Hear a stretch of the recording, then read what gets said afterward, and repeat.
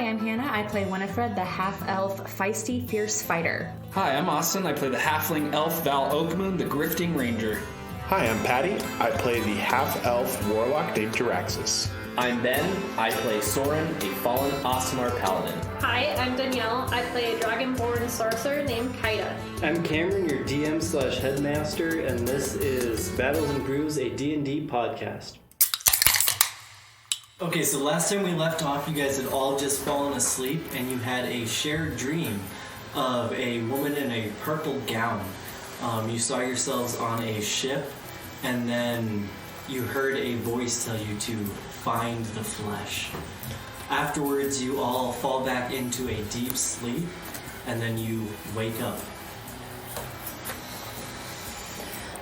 The first thing I'm gonna do, I'm gonna get right up, and I'm gonna just walk right into my bathroom, and I'm gonna splash some water on my face to make sure I'm awake, everything's fine, and I'm gonna make my way out to the living quarters and just kind of, is it daytime?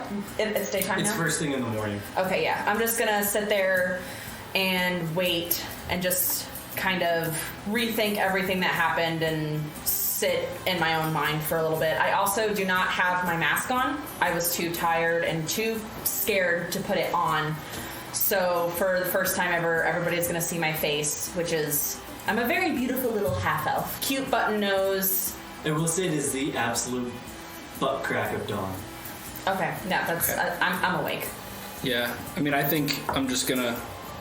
I've been trying to sleep, but just lying in my bed trying to process everything and kind of get out, just being remembered from the stories of my parents of just my past, or their past that includes mine now.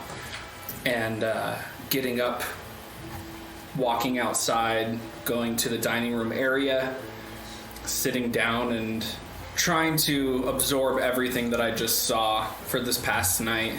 I as well get up, get all ready, and I meet Val and Winifred out in the dining area, and I just kind of sit down in a blank stare because I as well am kind of like shooken by the dream that I had. I think we're just all in a... So is it only you three awake right now? No. Soren's awake. He's gonna come out of his room, but he just kind of looks unfazed. Everything's normal to him. He will just kind of hang out and just sit there. And being a sailor, I'm up whenever the sun's up, really. So as soon as, the sun kind of comes up out of the, out of nighttime, I'm awake. And, we had a kind of a dreamless end of our sleep, and that's not that abnormal for me. So basically, from the schedules that you've been given at this institute, this is essentially your time for breakfast. Okay. Before your first period of the day. Well, how did everyone sleep on their first night? I slept okay. I kind of had a weird dream. I slept fine. Odd, I had a It weird felt me dream. uneasy, to be honest. Yeah, I had this dream of a woman with brown hair and a purple gown on the ship. It told me to find the flesh. Really? I had the same dream as the both of you. Yeah, I had the same dream. How did we all have the same dream? What about... Yeah, I mean, it wasn't that out of the ordinary for me, but I guess if everyone else had the same dream, it's a little odd. You've had similar dreams with other people before? Yeah, not with other people, but ever since my incident, I've had weird dreams. What incident? If this is something that's normal to you, maybe we should discuss that if you're okay discussing said things. Well, it's not something I really like to talk about. Okay, I just think it's quite odd. We've all had same restless dreams. Soren, did you have any dreams? Yes, I did. Was it the same exact one? Yeah. And you're not bothered by it? disturbed? No, not really.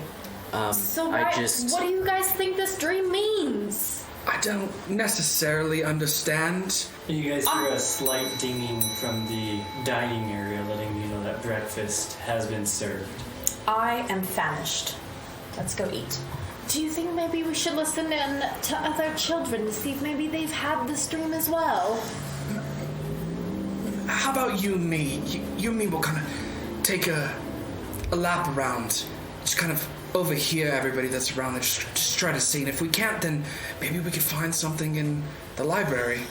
Maybe, yeah. I would say definitely check the library.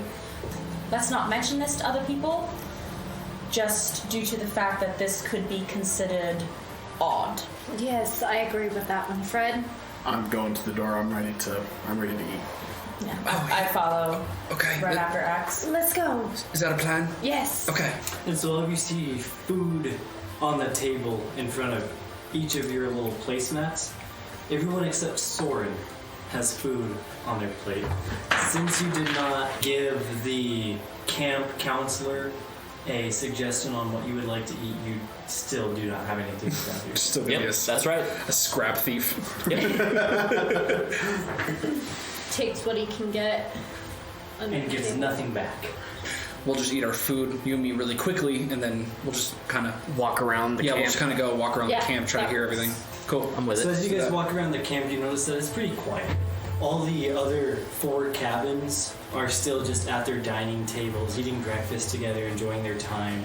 All the teachers seem to be doing the same. So it is just very, very quiet. What are you guys doing as you walk around the camp? I'm really just trying to perceive or like hear anything that is to the same degree of like talking about strange dreams, anything Lady in that a we purple heard. gown. Lady in a purple gown, on a ship looking for the flesh. There's no one walking around in the common area of the camp, like any public spaces. They're all still just in their cabins, enjoying their breakfast, getting ready for the day. Okay. So then maybe we just need to wait until class starts. Well, guess we can't really hear anybody. Let's listen in on our classes, see if there's any gossip. Okay, that seems probably the best bet. So we'll just go back. We already scoffed down our food, so we can go and get changed, ready for the day, and head to class. Yeah, that works. Okay. So all of you guys go back to your cabin, and as you get ready for the day, maybe wash your face, maybe take a shit, whatever.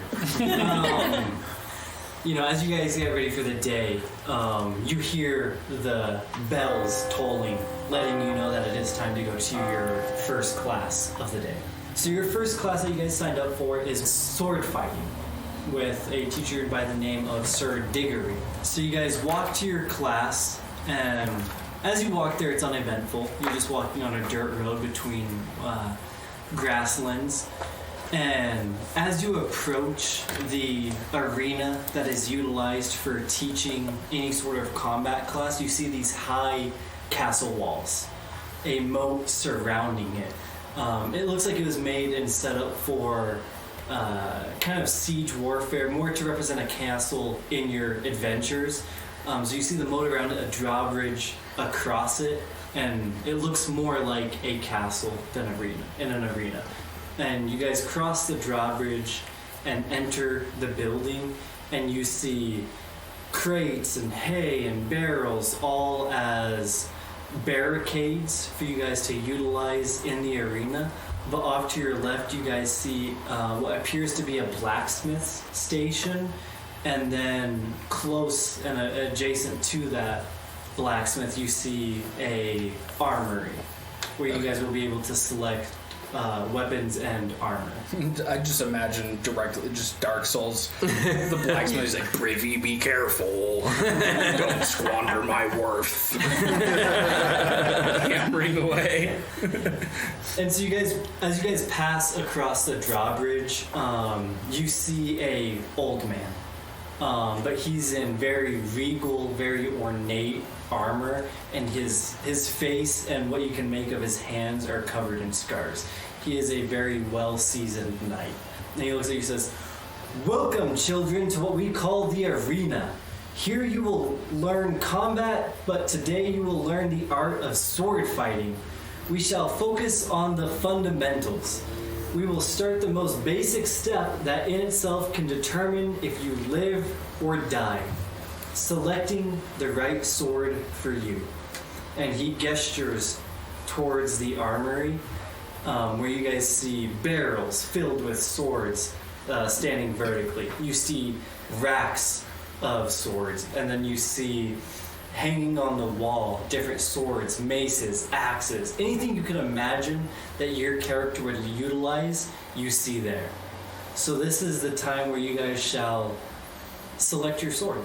Select what is most beneficial to your character. That might be a short sword, a dagger, a long sword, a battle axe, a flail, whatever sort of martial weapon that you guys desire is what you will pick. Is there like dual short swords? Yes. I'm gonna go for those. Yes. Okay. Are you gonna go for like Zuko's like fucking half? Yes. Deal. Yep. Deal. 100%. Absolutely, you're going for that. Okay. Yeah, I'm about it. Okay. I'm about it. Win, what are you going for? I'm not going for anything. I have my sword that I use at my side, and that's what I'm sticking Do you to. want anything else? You don't want a shield? Oh, yes, I do want a shield. Thank you. A shield, and also actually a small dagger, too, if possible. Yeah, no, that's possible. Are there any glaives? Yes, there are glaives. Okay. I'm gonna go for dual daggers and a shield. Ooh, I like any sort of I specific. can't decide if I want to do a dagger. glaive or a short sword. Are you going for just a regular straight dagger? Or are you going to one that looks more like a serpent and has a bunch of curves to it? Definitely the serpent. Are you going for that fucked up illegal knife where it's like a triangle but then it twists around so you Oh, can't hell fix yeah. the wound? The Oh, unclosable hell yeah. wound knife. You Whatever can't stitch it fucks together. them up the most. Yeah, I like it. Axe, what are you going for? I want like, I guess like a dagger, but I want it to be like a one-sided dagger, if that makes sense. Like a butcher's knife. Kinda, yeah. A single-edged dagger. Yeah. Pretty much. Wait, are there any katanas? Yes. I take a katana. I'm about it.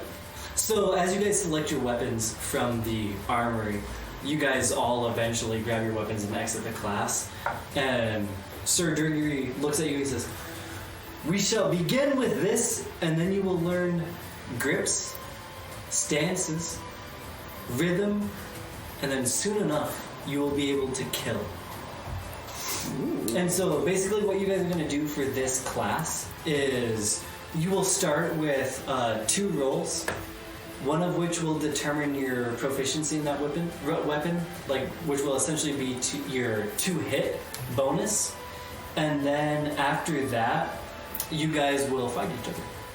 Nice. Shit. All right. So go ahead and everyone make 2 rolls. D20? Yep, just a straight D20 roll. Not red. What'd you get? A 2. So you're going to have a -1 to your proficiency. 16. You're going to have a +1 to your 2-hit proficiency. We're picking the best of the 2? The better of the 2? Yes. 10. You're just going to do a +0. A 14. Oh, so that was your other one? Okay, so yeah, you have a +0. Alright. I have a 14 as well. +0? Where do I put that down? 15. So you're going to have a +0 as well. And so basically what this is going to look like is you guys are fighting against straw and wood dummies on sticks. They're essentially scarecrows. And you guys are just hitting them. You're adjusting your grip as Sir Diggory tells you to do so. You're changing your stance, your rhythm of how you hit, the pacing of your hits, all that good stuff as you learn. And you guys basically get proficient enough to know the basics. And then Sir Diggory pairs you off. So we have Winnie and Soren, Kada and Val, and then Axe and Diggory. Oh, And you guys are going to face off against each other with your weapons in a little duel. Okay. So we will start with Win and Soren. And this is just a straight D20 roll, Yep. plus whatever. Plus your modifier. Yep. 14. 7. So you and Soren almost seem to dance together. As you guys parry each other, block each other, apostate each other, After you guys are both covered in sweat and panting heavily, Wynn, you knock Soren down and you hold your sword against his throat. God bless you. And Sorry. you sneeze while doing so. Just shitting on him that much more that you don't even have to pay attention. Damn. No, but you knock him down and hold your sword to his throat. Is there And anything you'd all like to he- say to him while he's down? Oh. I'm not You just knock him down? Yeah, I just knock him down. Ooh, actually, I'm gonna knock him down, and I'm just gonna be like, wink. Like, didn't expect it from a small girl. Do you say wink as you wink, or do you Wink. Yeah, I'm like, wink. Wait, No, bitch? I'm saying it for the podcast. I'm not just gonna be like, and expect the fucking podcast listener to For the know. audience, she just winked, but didn't say it, so it was unclear. Next up, we have Kate and Val. All right. 15. Fuck. 12. So again, girl power wins out. High five. I'm a ranger anyways, so That's fine. You don't have a bow, you're just sitting there with your Zuko swords. And then I just look cool. Katie, using her dragonborn strength, just pounds you relentlessly until you eventually give in to her attacks. Okay, so Axe, after you watch two of your friends get the shit beat out of them, you square off against Sir Diggory, a seasoned knight, and you two start going at it. What'd you get? You got a 19. I got a 9. It's to be expected. So he's swarming you with attacks. His sword almost seems to move on its own. But as he attacks you, he's like, oh, no. Raise your hand, raise your sword. Step to the left, step to the right. And he's giving you instructions as he attacks you to try and make you better. But even still, he takes you down. He takes you out. Yeah. And so all of you are sweating, panting, exhausted, covered in bruises from having swords hit against you. And then the bell begins to toll, letting you know that it is time to go to the second class. Well, I don't know about you all. It's just That was intense. all right. Gonna be in full clothing and going to our next class. I didn't like that. Do you need a hug? I would really like one. I would like a hug. I mean, not to toot my own horn, but I got you. You did. Yes. Good game, good game. Good. I was going to GGs. say, Soren, very well fought. Good job. Seems about right for him. So you guys are walking down this path as you guys talk to each other about the brutal affair that you all just went through. And you guys walk down this path to your second class, which is sailing. Sailing. If you do terrible in sailing, Oh God, do I get some kind of advantage Yes. for sailing checks and stuff? Okay. Oh, thank God. Because I was going to say, be a sailor, and you should probably be proficient. So you will continue down this path, and you notice as you walk down it, trees begin to surround you. And you keep going, and the dirt beneath you almost starts to turn to sand. And as you press forward, you hear the lapping of waves. And you keep going, and eventually you see a dock. And past the dock is a massive boat. And you all approach the ship as it sits on this big lake, and you board the ship. And you notice that there is no teacher there. Well, Axe, it looks like you're going to be the one sailing the ship. I think you gotta direct us, mate. All right. I don't see a professor anywhere around, so are we on our own? I'm normally not supposed to sail ships by myself. Maybe we should wait for the professor. Do you want to look? Technically, if the professor doesn't arrive in 30 minutes, we can leave. But I want to sail. Val, Wen, and Soren, you all hear a light chuckle from above you. And as soon as you look up to discern where the chuckle is coming from, a cloaked figure, almost like Jack Sparrow holding on to a Yes! swings down from it, almost hits the floor, lets go, rolls and somersaults on the ground, and bounces to his feet. Yes. And looks at all of you with a sly grin on his face. He says, "Hello all, my name is Kelsier. Today you will learn how to sail. Succeed or don't. It doesn't matter all too much to me. A ship is a tool used for heists, fighting, or trade. As such, you would do well to treat the ship as a tool. But I digress. The first part of sailing a ship is electing a captain. Come get me when you have done so." And he like Count Dracula swipes his cloak around. And then he walks back off to the captain's cabin and just shuts the door behind him. The hash-slinging slasher. Well, I believe my vote's gonna be for Axe. Yes, I agree, since he has sailing experience. Mate, Obviously. sailed before. So Soren? I also agree. Yay! I'm the captain. Part of the ship, part of the crew. Part of the ship, part of the crew. Look at me. I am the captain now.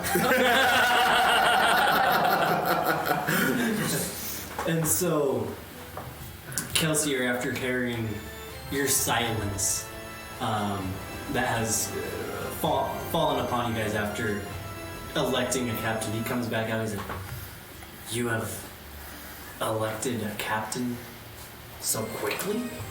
Yes, I mean, he does have sailing experience. it's quite an obvious choice. Interesting, he is so small, so young. He doesn't seem like a captain. Well, he grew up on a boat. Hey, don't be get a small person for their intelligence. Being ageist, really. If that's who you elect, that's who you elect. Night. Now, you will all begin some training exercises. I take my cloak down and tie my hair back into like a loose kind of bun almost. Just fucking ready. So just out of game acts really quick. Due to your experience on ships, you're gonna have double advantage. So basically, when you are required to make a roll, you will make 3 rolls. Whichever is the highest is what you get. Sick. Out of 3 rolls? 1, 1, 3. Oh, don't put that juju on me, man. Just because Don't you're do still that. salty about your nat 20. Knock on wood. That nobody turned knows for into sure that a really 40. happened. Fucking liar. Okay, alright. Fair. I was watching Chernobyl the other day, and it made me think of it because in it the KGB dudes like trust but verify. I was like, "Hi, Soviets." Whatever. Okay. So he says, what you are going to do is you will perform a series of maneuvers. A split S, a double split S, a U-turn. You'll be doing a 360, a 720, a 1440. My eyes are just huge, like beady, like I'm fucking ready. And you, my captain, will be calling out orders, whether to raise the sails, lower the sails, to increase your speed, to lower your speed. that is what you shall do in this exercise. And so basically what this is going to look like is you are all pending Axe's role as a captain. If he gets a high enough roll, it will allow you guys to roll to see if you are able to maneuver correctly. All right. Perfect. Let's do it. So you're going to start off by, you guys begin sailing simply in a straight line across the lake. And all of a sudden, like, you know, there's like yeah? Oh, I just wanted to make a note. My character's never been on a boat. She's been a passenger her whole life. Oh, she gonna get sick. Oh, So- roll Constitution. Okay. It's a Constitution saving throw, by the way. 19. Yeah, you don't get motion sick. Damn it. I kind What of. about for Kaida, who's never been on a boat? Roll a Constitution saving throw, but I'm going to make you do it at disadvantage. Okay, so roll again. Roll another one. Take the lowest. 14. You don't get motion sick. Dope. To kind of wrap it up into the story, I kind of bust out from some of my stuff like a little natural remedy and give it to them as like a seasick. Precaution. Yeah, if that's Aw. okay with the DM. That's It's like a little nice. homebrew, like it's made of seaweed. Oh, so like, Yeah. are we gonna like have to like roll Constitution as it keeps going and like moving? Oh, okay. No, I think that one roll was sufficient to see if you have your sea legs. Okay. But so you guys are sailing in a straight line, and all of a sudden Kelsier shouts out to you, U-turn. And like, you know in like an arcade like video game, like when like the little like pop-ups come up and it like flips. Like on Dance It's like Dance a- Revolution. Yeah. Yeah, it's like a cardboard flip up in front of you with like a little crack in, and you guys want to like make a U-turn and turn around. Okay. So you're gonna shout out your orders like to starboard side, and how do you want to do that? So I see the Captain. pop up, and I immediately start. Kata, What? I need you to lower that sail. Okay. Val, on your I got side, it. I need you to raise your sail. You got it. Quickly. You got it. And I kind of just move the whole thing while they're raising and lowering their sails. Are you helming this ship? Helming? Yeah, he's at the wheel. He's at the helm. Yeah. Okay, Right? sure. Isn't that what the captain does? Nice. Captain can do whatever he wants, dude. Yeah. If you want to go like fuck some bitches in the back, Yeah. And everybody else. Captain can be at the what do you helm. want to do? What do you Captain can be at the helm, or he can have someone there and tells them what to do. No. You want a couple of crosses? The way I picture, I've got 4 total sails. 2 in the front, 2 in the back, 1 on the left, 1 on the right. You know, like Pirates of the Assassin's Creed Black Sail, where they have like Black the Flag. Black Flag. Yeah. Yeah. You know that? So you know how when they have like the bounty hunters come after you, and it has the 3 sails, but then it has the wings that come out? That's what your ship has. Okay. It has Dope. the wings, so you can raise and lower one to assist your turn by Yeah, using bet. the wind. Okay. Cool. Yeah. I've given my orders. So make it roll.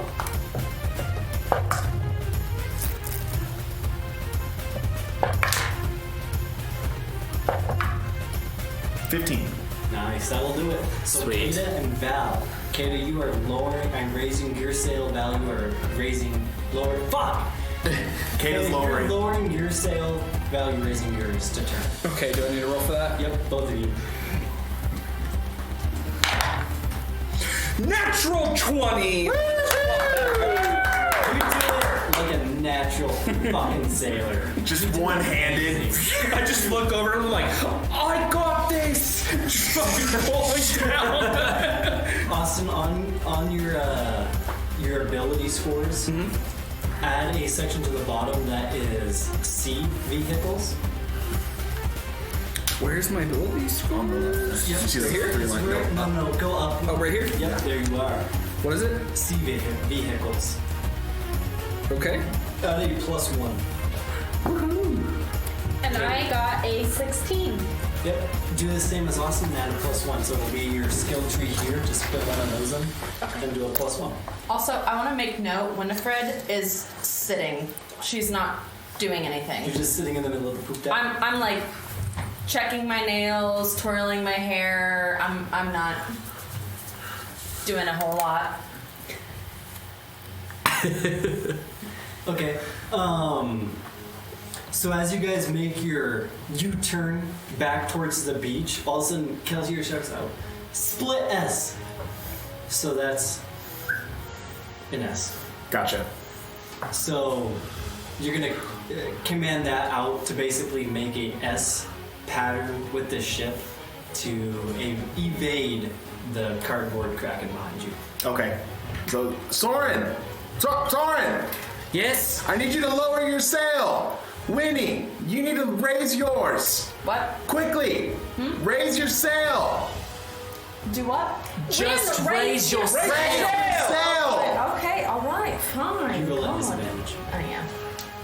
Can I run up to seeing how inactive she is and try to go and assist? I'll take it. My lowest is a 17.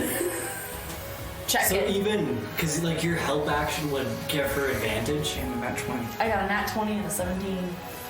so you take your 17. Yeah. And you, after looking at your nails, just like lackadaisically, like just sitting there, not giving a shit about what's going on around you, you're like, oh.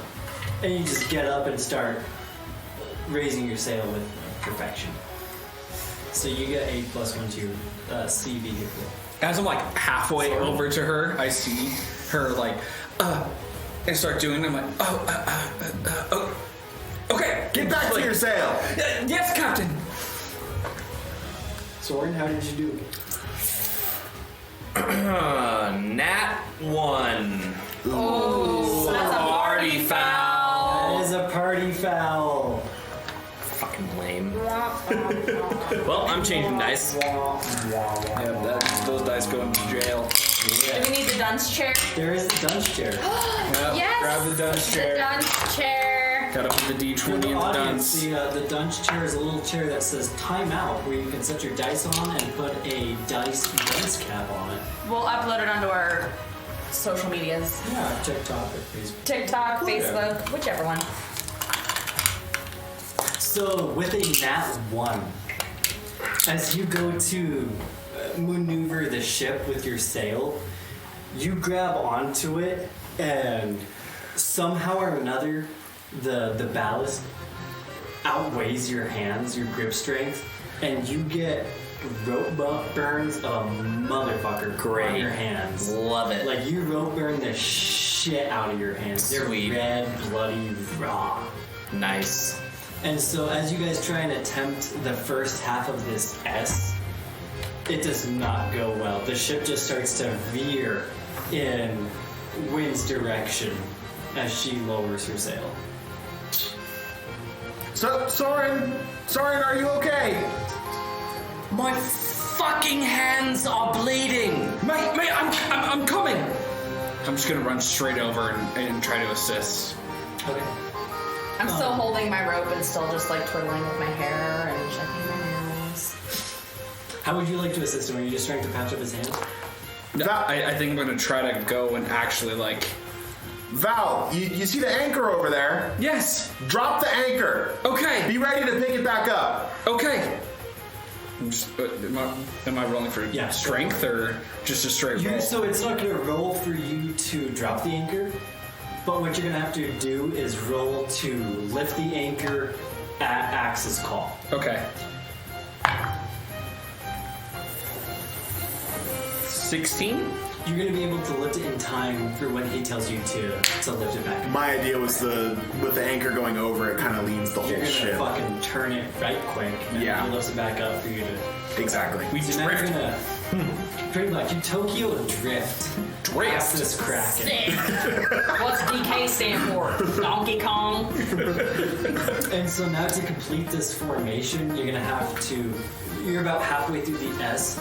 You've gone through the first part of it, and now you're gonna have to turn back around to your, like, if you drop the anchor and it like fucking yoinks you left, you're gonna have to go back right to finish off this ass. Which I rolled enough so I can pull it up. Yep. Okay. So all this will depend on Soren to go back right. So do I need to roll? Yep. Oh boy. You got this. Come on, baby. 9? Yeah. No. Yeah. That, with your like rope burned hands, you're already in pain, and as you grasp this rope to try and pull the sail back down, like you physically just cannot do it quick enough because of the pain. Can I jump to help him? You can help him, and that'll give him advantage. 3. Yeah, no. So you try and help him, and the screams of pain, like he is so like just surrounding this rope, like trying to grab Like it he's, with like, in my everything. way? Like you can't even get past him to try and get your hands on this. The rope is literally covered in blood. Yeah. And It's so slick with blood that when you reach it to try and grab it, your hands just like slide off. Oh God. I can't have a way of helping because I'm pulling up the anchor, so. No, you're preoccupied. Yeah, and she's oblivious, so. What's that now? So Okay. have we made the turn, the first part of the turn? You made the first part of the turn successfully, but it is the second part of the turn that you have made unsuccessfully so far. Okay. So now we need to turn it back the other You way. need to go back around the other way. Yep. Okay, so what I'm gonna do, I'm just gonna spin the fuck out of the wheel, like just really crank on it, and I'm gonna run over to Val's side. So I'll have you roll for that. Okay. You have a double advantage. Lay him. 12. You have one more roll. Yeah, you Oh, you said, oh yeah. 18. Yeah. So what is it that you're gonna do? Because you're gonna succeed at it. So I'm just gonna spin the wheel because I see Val is still kind of raising the anchor, and Yep. Soren's just, fucked. And Val's anchor is no longer caught on anything. He's just pulling it up. Right, but I mean he threw it, so it's down, a ways I imagine. But yeah, exactly. But it's no longer catching on anything to the point of where it would stop you. He's just trying to raise it back up to get it in its set position. Okay, so I'm gonna yell as I'm running over to Val's sail.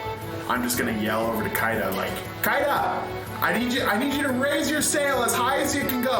All right, you got it. And while she's doing that, I'm just running over, lowering his side.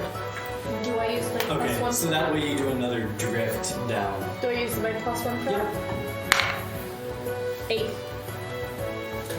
So you only get it halfway. And so this is going to rely on I'm going to make you roll separately to see if you get the anchor down in time to Tokyo drift you through the second half of this S. Okay. Well, I thought I had just pulled it up, so wouldn't I already have the anchor? So if he would have He's told me. dropping sword side. Oh, okay.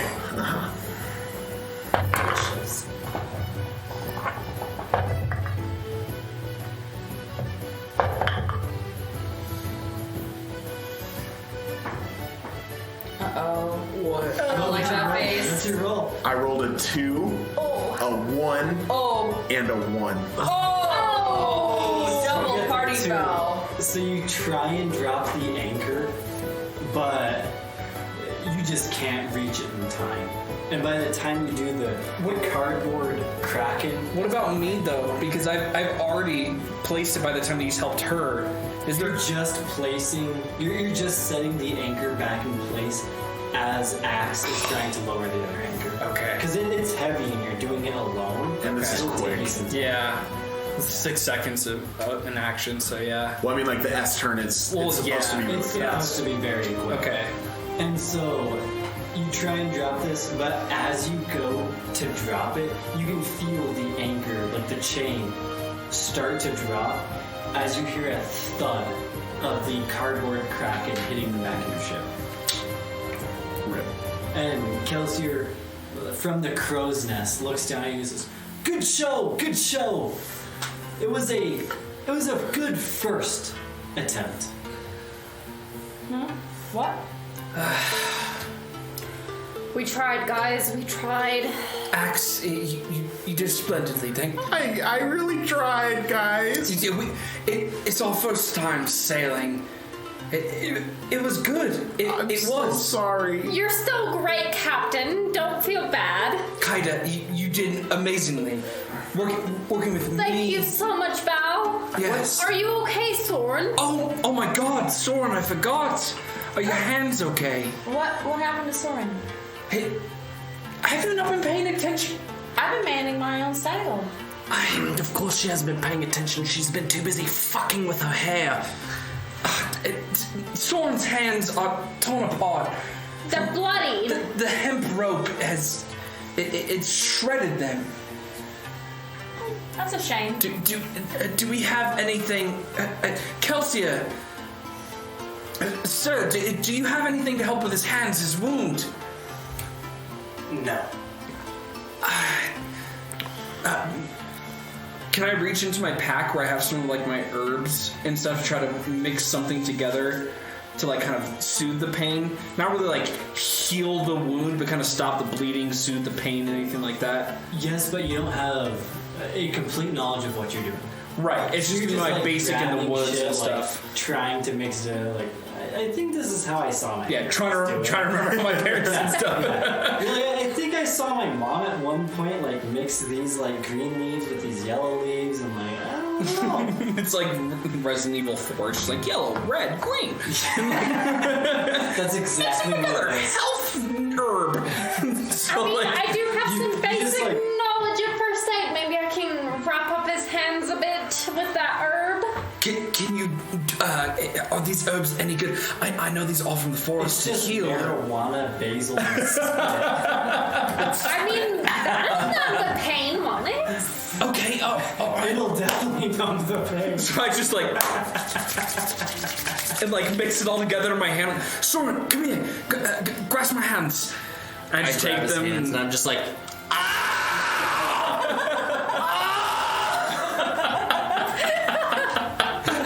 Just rub it on his hands. I just kind of rip off a piece of my God, it stinks so bad. I'm Soren, it's okay. God, stay still for 1 second. rip off part of my shirt and just wrap it around, just tie a knot. God, that is so tight. Okay. Better yet, you don't like rip off part of your shirt. You new moon Jacob it, and you just rip off your whole shirt. oh yeah, do that. You just rippling abs. You can just see Where have you been, Loka? every fiber of muscle just like bursting through your skin. And Soren's just like, oh God, suddenly from like everything feels so much better. I put it on, the moon rises up, and it's like, when the full moon sweat is glistening off your It's just body salt water. from like pulling up the anchor. Like you're just sexy as fuck. And Soren's just like, wow. Did that help with your pain? Is it okay? Are you better? So we established this as essentially marijuana, basil, and Oh yeah, no, I am in excruciating pain. make a Constitution saving. Got throw it. for me. On it. 17. So the numbness from the marijuana on your hands stays up to your wrists. It doesn't spread farther. Good. Good. My daddy always told me whenever I get hurt by the rope, I need to just go take a swim in the salt water. Yeah, ow. Maybe you should try that. I don't really think recommend so. that, mate. You've been accommodated to the Salt Sea. Well, this is also... that helped for you? It doesn't help the pain at all, but it makes you not do it again. This is a lake. I don't think I'm gonna try that. There's no salt in the lake. I'm just gonna throw that out there. Yeah, I don't. It's just fish piss. You don't know what kind of bacteria is in there. What do you mean to spit in my hands with open wounds? Have you guys seen Archer? Yes. And it's like it's like what House's World War I friends. Oh yeah. He offers him water. He's like, oh god, no, I don't drink this stuff. Fish fucking it. Yeah. Imagine his story. He's like, I don't want to get in the water. Fish fucking it. Yeah, he's like, fish fucking there. I'm not getting in that. I don't think that's a good option, mate. That's not salt water. It's a lake, and it's been here for God knows how long. I think the salve is working between me and Kaida. Yeah. Yeah, it should be fine.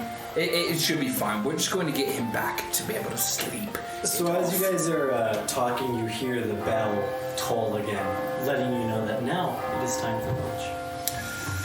Oh, I cannot Perfect. wait for lunch. I'm starving after these 2 classes. Yeah, It took a lot out of me.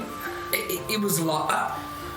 Axe, Yeah. Yes. you were such a great captain. You did so well. For our first time, our first class, we rounded the first This was our bout. second class, not our first. The first sailing class, we rounded our first bout, mate. It was great. Thank you. Well, you're welcome. You're a real captain in my book. Oh. I agree. It's my fault we failed. Honestly. I couldn't. I'm the one that couldn't get the anchor. Hey, it's You fine, ran mate. the We'll do it whole next ship. time. We got it next time. Okay. You did For sure. great, Axe. Okay. Don't be too hard on yourself. You did great. Let's go replenish ourselves, eat some I will food. say it's the first time I ever sailed on a ship that I didn't get sick on. I will say you did great. I agree. You First ship you did- I've ever you been did- on. You did better than You Soren. did well. You did better than me. Kaida, you did amazing. Look at well- Soren. Look what happened to Soren. Well, thank you. Fucking rolling a nat 20 over here. What do I do with that? Fucking halfling elf throwing and pulling a goddamn anchor up. It's okay, sir. Sorry, no. Half halfling. Half halfling, half elf. half halfling, half elf. To the listeners at home, Val Oakmoon is the bane of my fucking existence. But your character loves me. I do. Exactly. I do. Axe and Val. Okay. So you guys all start to you guys enter the kind of cafeteria lunchroom, and you see that all the other tables are filled. There's the red table, the yellow table, the green table, and the orange table. And as you all enter, take your seat, and again a kind of a pluma fog of smoke comes up on each of your guys' platters with food. And as this happens, Soren, you notice that Adrian approaches you, your foster brother. And he comes up and he claps a hand on your back and he says, "Hello, brother. It is so good to see you here. I haven't seen you since Mother and Father's house." Adrian, I haven't seen you in so long.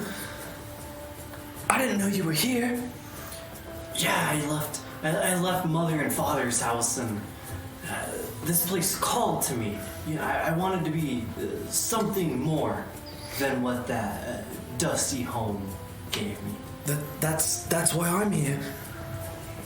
Well, that's good to hear. I hope we can be friends here and remain brothers. I'm gonna whisper to Adrian.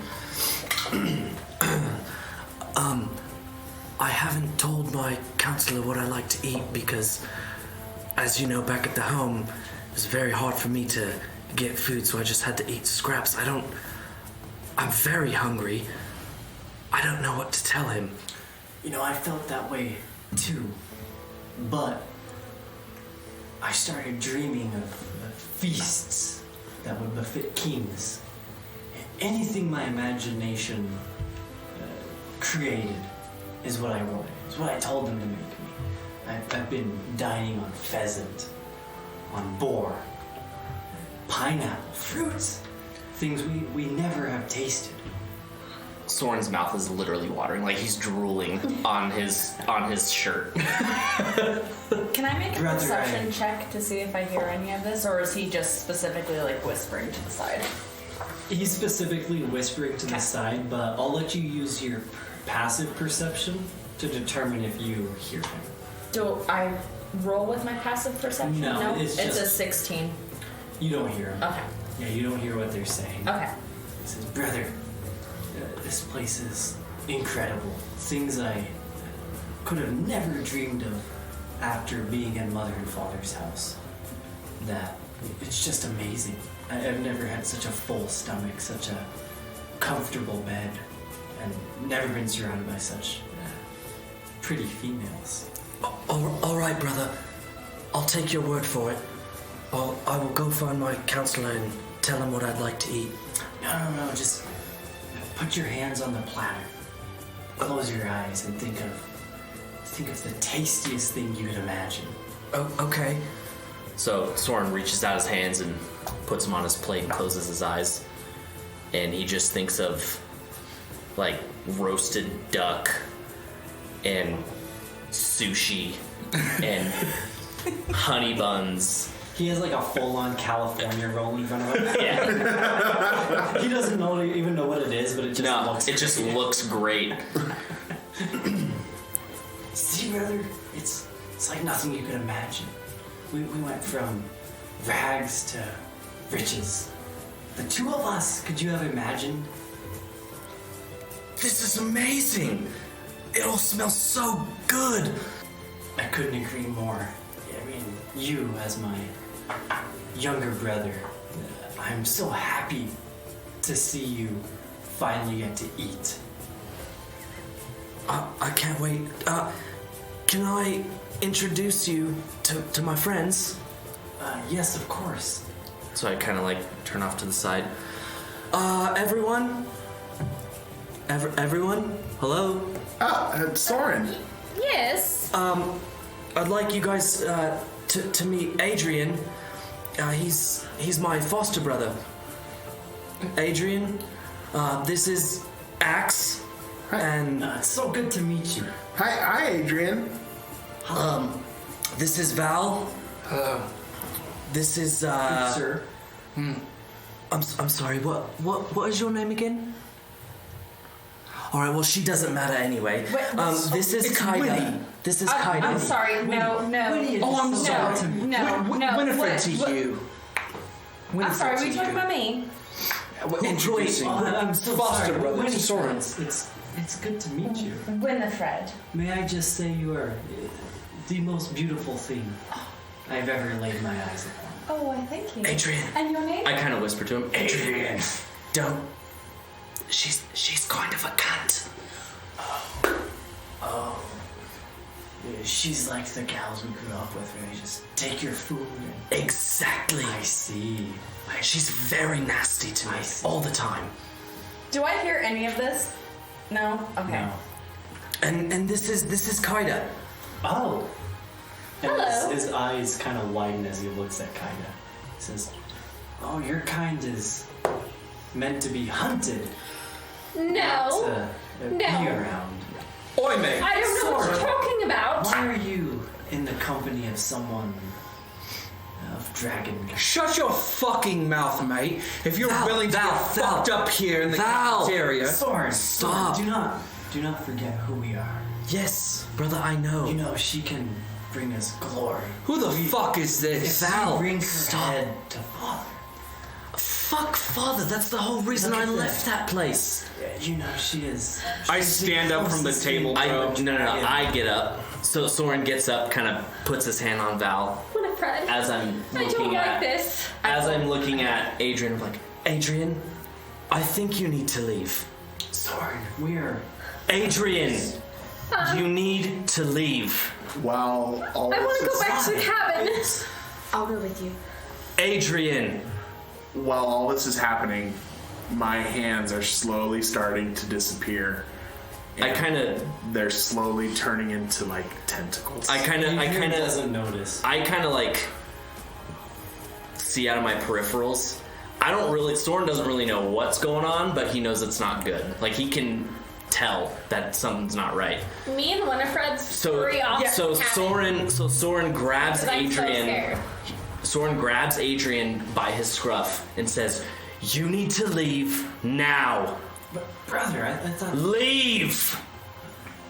If you say so, but remember, you have known me for years. We are brothers. These people you met only yesterday. Adrian, if you don't leave right now, to you. I am going to beat the life out of you. Leave.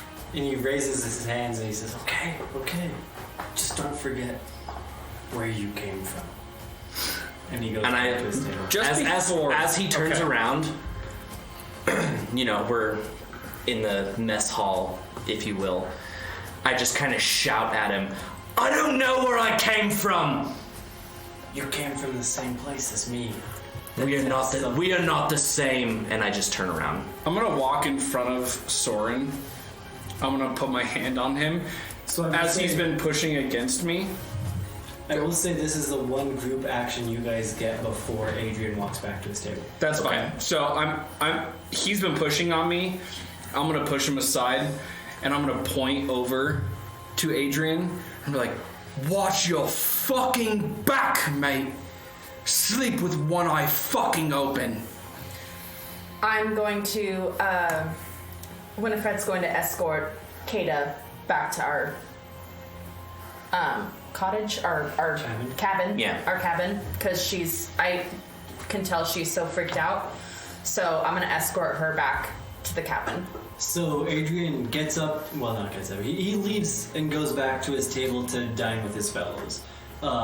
As he does, Axe, Val, and Soren, you are the only three remaining at your table. Winifred and Kata have left to go back to the cabin.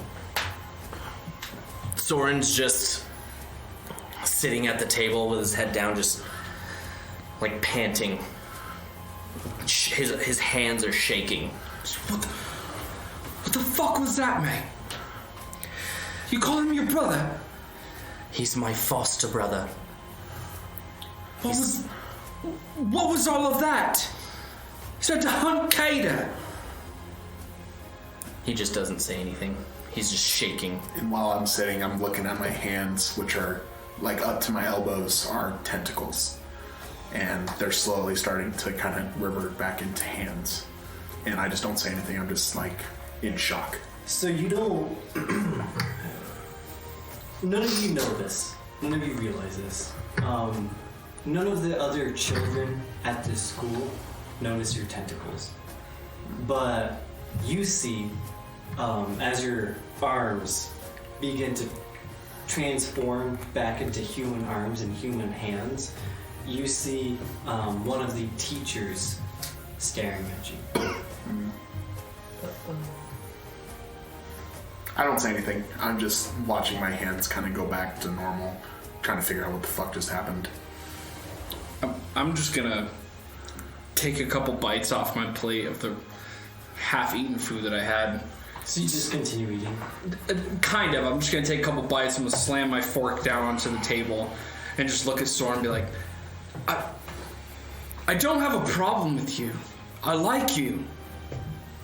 If he comes around again, starts throwing things out like that, I'll fucking kill him. You don't think that I'm on the same page as you? Did you not hear what I said to him? I heard what you said. Then what's the problem? Problem is that he's your kin. He's not. He's my foster brother. That doesn't matter. Family's family. He's not my family. I have no family. That's why I left. I have nobody. I only came here because I knew that this place accepted children. You have us. Do I? And then I just kind of turn around and walk away. And you see, Soren, you would see that as you say this, Adrian watches the interaction and he smirks. Winifred, Kata, what are you guys doing as you decompress from the situation? So, as we come in to our cabin, I immediately sit Kata down, grab like a blanket, cover her, Do you want some tea? Do you want what would help right now? Nothing right now. I just thought I could escape from being hunted. All my family was hunted, and I just wanted to get away from that. I was hoping to escape that. So we go back to Soren, Val, and Axe in the cafeteria. And he just walked away. So I'm fucking still fuming. I'm gonna grab what's left of the food on my plate. I'm gonna make my way over to Adrian. And as I reach his table, I'm grabbing my plate and I'm fucking slamming it right in his face. And so... And then when that happens, I hear it, I just kind of turn around, and I smirk. And so the kid to the right of Adrian, almost his right-hand man, screams, "Food fight!" Everyone roll for initiative, except for Kaden. All right, here we go. This is our first initiative of the campaign. Yeah. It is. 19. Natural 1, but +4, so 5. I can't stop rolling natural ones. 13! Because I got a -2 initiative. Because I'm fucked. Oh, right, my initiative on it. So it'd be 16. My bad. What is yours, Patty? 5. 5. Thank you, Soren. Anytime, mate. So, Austin. That's not his name. What's his name? Val. You have the first. You have the first attack. Okay. Remember, all you have is plates of food. Nice. So I already Weapons slammed and it in his armor face. From the first class are left there. Okay. Is there silverware? Yes. Okay. I already slammed my food in his face, right? Yes. Okay. What silverware is out? Wooden spoons. There's forks and spoons. Are they metal? Yes. Okay. I'm going to grasp a fork. I feel like Val doesn't understand a food fight. No, it's fine. You're not letting me finish. I'm grabbing the fork. And stabbing it in his fucking eyeball. Fuck this bitch! I'm grabbing the fork. Everyone else around you is throwing like mashed potatoes and bread and shit. And you're Yeah, sitting there bro, with like a fucking fork stabbing into his jugular. And he's like, "Die, bitch, die!" I'm grabbing. You're not letting me finish. I'm grabbing the fork, and I'm just scooping up whatever food is closest on the table. And as Adrian's as I'm assuming, like wiping the food from his face, I'm just fucking grabbing the fork. And as he looks at me, I have it perfectly like slingshotted. It's like point blank. Yeah, point blank, dude, right at his fucking mouth. And as he looks at me, I just fucking let go, and it just shoots back into the back of his throat. He opens his mouth to say something, and it's just a grape, and he just straight in his face. No, it is. And he's choking. He's gagging. Okay. I'm gonna. One second. Oh boy. His gag reflex hits, and he just. Table just throws up from whatever food it was that you just fucking yeeted into the back of his throat.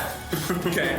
So then I'll take the fork that I just had, and I'll fucking just not strongly, but all with vigor, just throw it at his forehead and just walk away, and then just start throwing food at everybody and walking my way out of the fucking cafeteria. So Ben, it's your turn. Soren, sorry.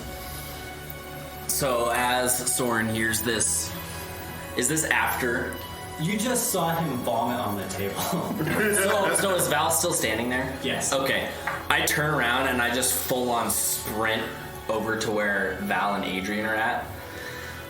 And as Adrian is gagging or throwing up on the table, When he's done throwing up, he gets up and looks over, and he just sees me, and I just punch him square in the face. Oh my god. I just clock him. So roll your melee attack. Alrighty. Am I rolling a d20 for that? Yes. Okay. 11. So you definitely get passive armor. And so you're just hitting him in the face. I just punched him square in the face. So roll your melee damage. Okay. So my damage just says 5 bludgeoning. That's what we're going with then. Okay. So you deal 5 damage to him, and like he's like throw up still on his chin, like tears in his eyes from what just happened to him, like fucking mashed potatoes, corn, whatever, all over his face, and like he's just wiping it out of his eyes, like just feeling like fucking sick. And he looks over, like mouth slightly agape, and you just fucking clock him right in the nose. Yep. After I hit him, I just kind of look at him and I say, "You're not my brother." And as I'm shaking my hand off, I turn around and just start walking away. Axe, it is now your turn. You're torn. It's your torn. It's your torn. They're just at like the next table over, right? Yep. Okay. So I'm probably gonna get in trouble for this. And what are our seats like? It's basically in this map as it shows. It's like 6 seats, 3 to each long side. Okay. So instead of that, I'm going to take my plate full of food. I'm going to throw it up in the air, and I'm going to cast Gust. And I'm going to slam this fucking plate full of food straight into his face. So Yes! what's your roll for that? Is it a cantrip or is it a? It's a cantrip, and there's no saving throw. So he just fucking eats a plate of food. Yeah. I like to think of it as kind of like cravat. Like you throw it up and like you do like some like spin kick in the air and like punch out like gust of wind like Avatar style leaves your fist. Right into his face. He just got punched in the face. He's still barely gagging, throw up all over the table. Just his plate of food just slams back into his head again. I will say it says specifically that it isn't pushed with enough force to cause damage. Nah, So fuck that. So okay. He's already hurt. I was just doing this for insult, honestly. Nah, fuck that. He's in pain already. His nose is bleeding from Broken. punching him in the face. His nose is and all of a sudden he just has a plate of food and hit him again. It's like, what's that fucking YouTube thing where it's Scott Sterling as the goalie?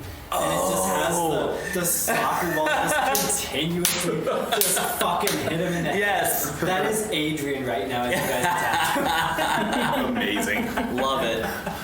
Love it. So just roll a d4. Aye. 1. 1 damage. So he takes 1 damage. Please don't kill this kid in a food fight. And he after the plate slams in his face and whiplashes him back, he raises it, looks at you. There's fucking mashed potatoes in his nose. His tears are coming out, giving him raccoon eyes, but with food instead of makeup. He is in bad shape. Can I just say, right before I leave the cafeteria, I'm gonna stand on my original chair and I'm just gonna scream in the whole cafeteria and be like, if anybody fucks with our group or the women in our group, you get fucked up. Yeah. And then I'll just throw more fucking food into the crowd, just hit some random fucking person, I don't care. And then just leave the fucking cafeteria. Yeah, sure, fuck it, why not? And as that happens, the rest of the cafeteria has descended into absolute pandemonium. Fucking kids are throwing food everywhere. And they throw their plate of food, place their hands back on the table, close their eyes, imagine what they want. and then like the food just and it gets worse and worse as it continues. Like it went from like mashed potatoes and like some light like shit, you know, and all of a sudden it's just like fucking raw corn. An entire swordfish. Exactly. It is just the worst shit imaginable that these kids could be throwing at each other. A fucking tuna. Yeah, it's just like a fucking pineapple on this kid's plate, just a full-blown raw pineapple, just fucking husking them at other kids. Fucking coconuts. Yeah, I was just gonna say coconuts that they're throwing at each other. Like just the worst shit you could get domed with in a food fight. And like the teachers like rush from like their little like raised podium for themselves, and they're like pulling kids apart, and they're like, stop, no, you cannot have a food fight in this cafeteria. And eventually it calms down from these teachers pulling them apart and separating kids and setting them down. But the damage is done to Adrian. He's like wiping stuff off his face and glaring at you, Soren. I'm gone. I'm heading back to the dorm. I just turn around and leave. Back to the cabin. I'm gonna sit down and finish my lunch. Just grabs an empty plate off the fucking ground, sets it down, imagines food, and is like, all right. Yeah, exactly. What's left of your lunch at this point? Well, my plate is gone. It's imprinted into Adrian's forehead. So I pick a plate up and just like imagine a fish, and it's just like what I had for dinner last night, you know, just a fish. And while all this shit's happening, I'm just gonna finish my food. So you're the only one left at the table. Everyone else in their like assorted colors are at their tables just quietly finishing their lunch. Like everyone's like fuming at this point because of all this shit that just went down. And everyone else, what are you guys doing back at the cabin? So I'm still comforting Kata. So your family was hunted? Like you I'm sorry, I can't relate, but I can't imagine what that must feel like. Yes, that's how I lost my mother and father. People find it a sport to hunt us. I'm the last of my kind, and I just thought I could escape. So Soren comes into the cabin. Are you guys in Kata's room, or?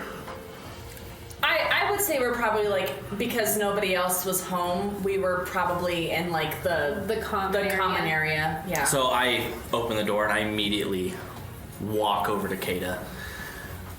And I look at Winifred and I'm like, can you leave us for a moment, please? Of course, absolutely, yes. And I'll just look at Kata before I leave. Like, you okay? Yes, I'll be fine. Okay. And I'll... We have a study, right? Like a little... Yep. A common room right Up here. in this corner, Right you here? have a library/study. Okay. Kaida, will you please come with me to the study? Yes, I will. So we both walk into the study. I'm so sorry about what happened. I can't be more sorry. I don't know what to say. I feel terrible.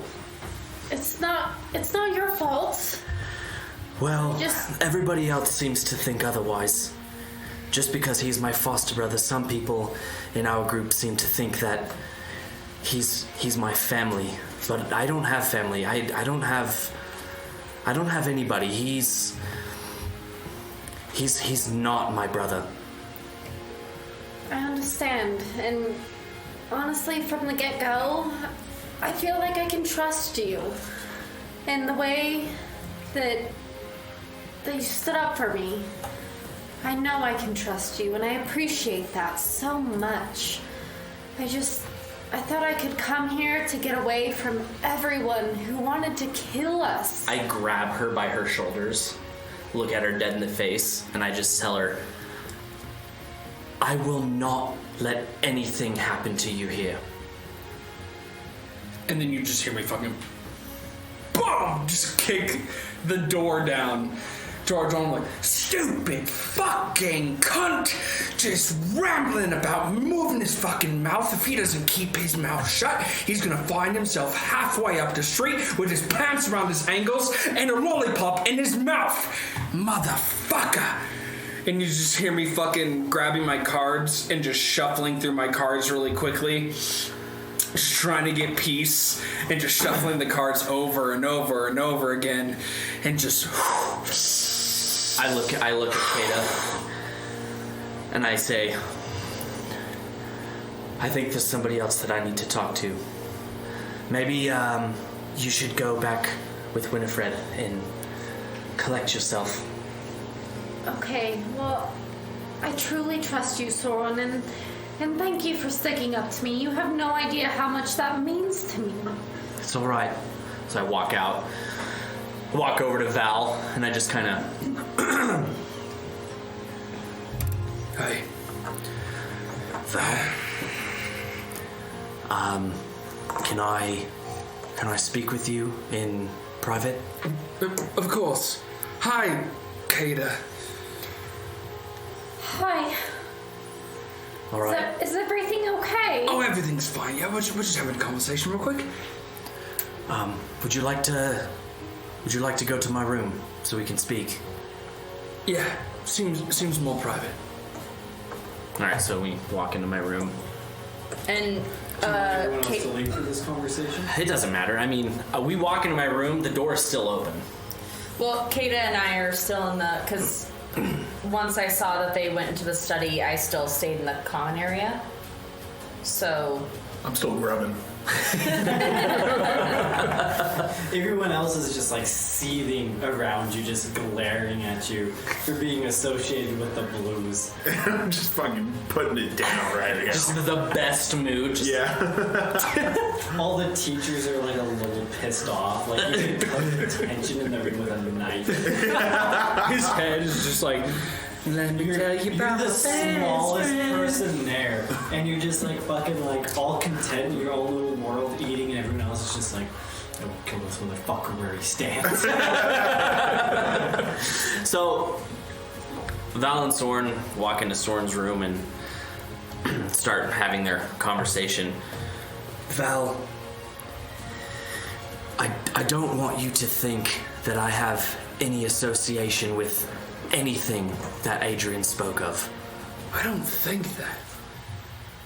The only problem I had was he may just be your foster brother. He is kin. You grew up with him. And it just... I know you're not like that. It infuriates. I understand what you mean. When we were in the house together, I looked up to him. He protected us. He protected me. When I wasn't able to get food because none was given to me and all I could get was scraps, he saved food for me just to make sure that I'd eaten. I looked up to him, but I realize now, seeing him here, that he is not the person that I grew up with. He is not my brother. If he was my brother, I wouldn't have done what I did. You're with us. You're on our team. I trust you. You guys are the only family that I have. I don't And have you anybody hear else. The bell toll through next class. And just as the bell tolls, he goes, Fuck. We have no problems. I don't say these things lightly, but I consider you a part of this group, whatever the fuck we are, and I care for you dearly. And I'm always going to protect you and everyone here. And I walk in the door. You can continue. I was just... Oh, okay. This is the time I'm about to... I just kind of peek behind Val just to see who walked in. and I'll just grab the door in his room and just slightly, like, have it half open. Like, between you and me, I'm gonna care about you. It's only been 2 days, not even 2 days. Care for everyone in here. I don't fuck about with race problems here. Just promise me that you will let me handle Adrian if the time comes. And do not get involved unless I ask.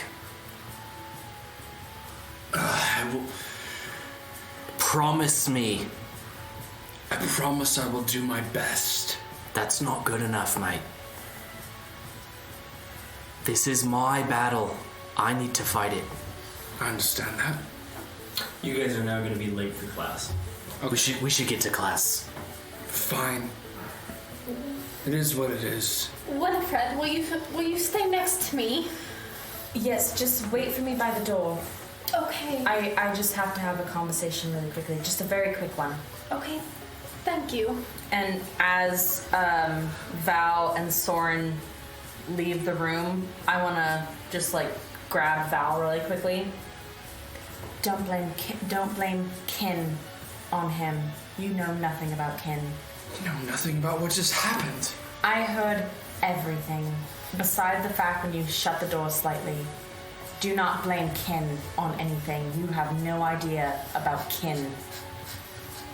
We'll talk about this later. Well, no, before you can even answer, I like walk away. Okay. Yeah. I just kind of shout, "All right, Axe, come on. We're gonna be late for class. I mean, I'm sure we're already late, so we better get going." So you guys walk to your class, I assume, in quietness. Yes. I'm standing right next to Kata. Processing the things that have occurred and the conversations that you have just had. And you go to your class, and it takes place in the tavern/cafeteria where the food fight broke out. And as you enter, you see camp counselors, including Sunny, cleaning up the mess from the food fight. But you also see a man in the middle of the room, the most beautiful man any of you have ever seen, dressed in finery.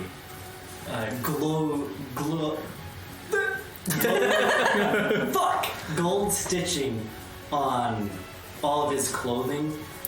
A very elegant man by the name of Adonis. And he stands there impatiently tapping his foot. He says, "Tick tock, tick tock. You are late, all so very late. Why are you late to my class?" There was Sorry, we just lost track of time. Prior obligations. There are no obligations at this institute. This is an institute of adventure. Adventure happens to have prior obligations on the way on a quest, wouldn't you agree? Your prior Can we not- obligations are your classes, and that is all. can we not talk debatable. back to I'm our sorry, professors? sir. I was just very distraught, and they were just making sure I was okay. She had a rather racist allegation toward her in our cafeteria, and we were just seeing that she was okay. And Are you what started the food fight? no, she was not. I escorted her out of the dining hall before the food fight occurred. That was him.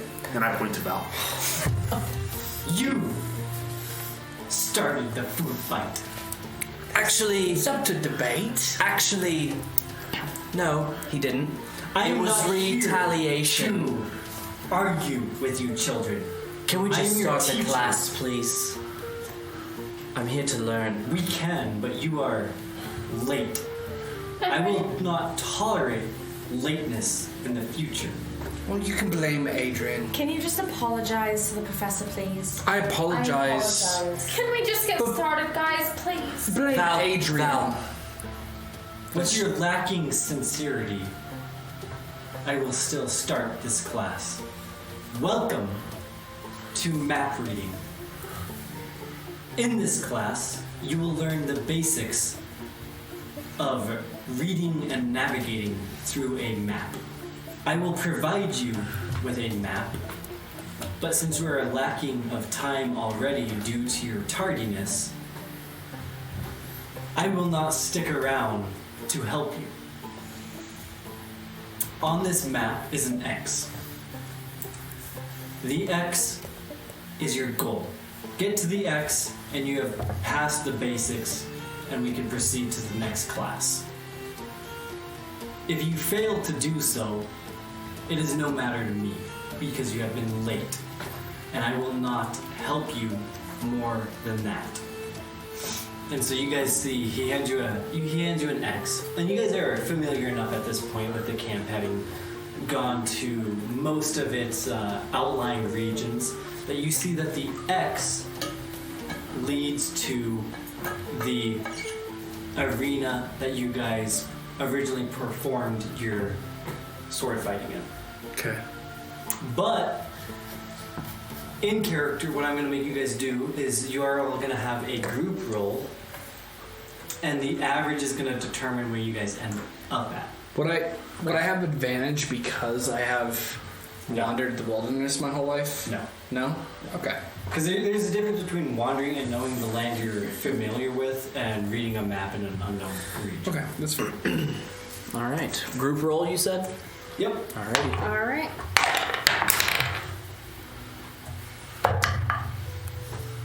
That hit my phone. Should I re-roll or do you want me to keep it? Keep it. Okay. Katie, what's your roll? 3. Soren? 9. 19. 17. 15.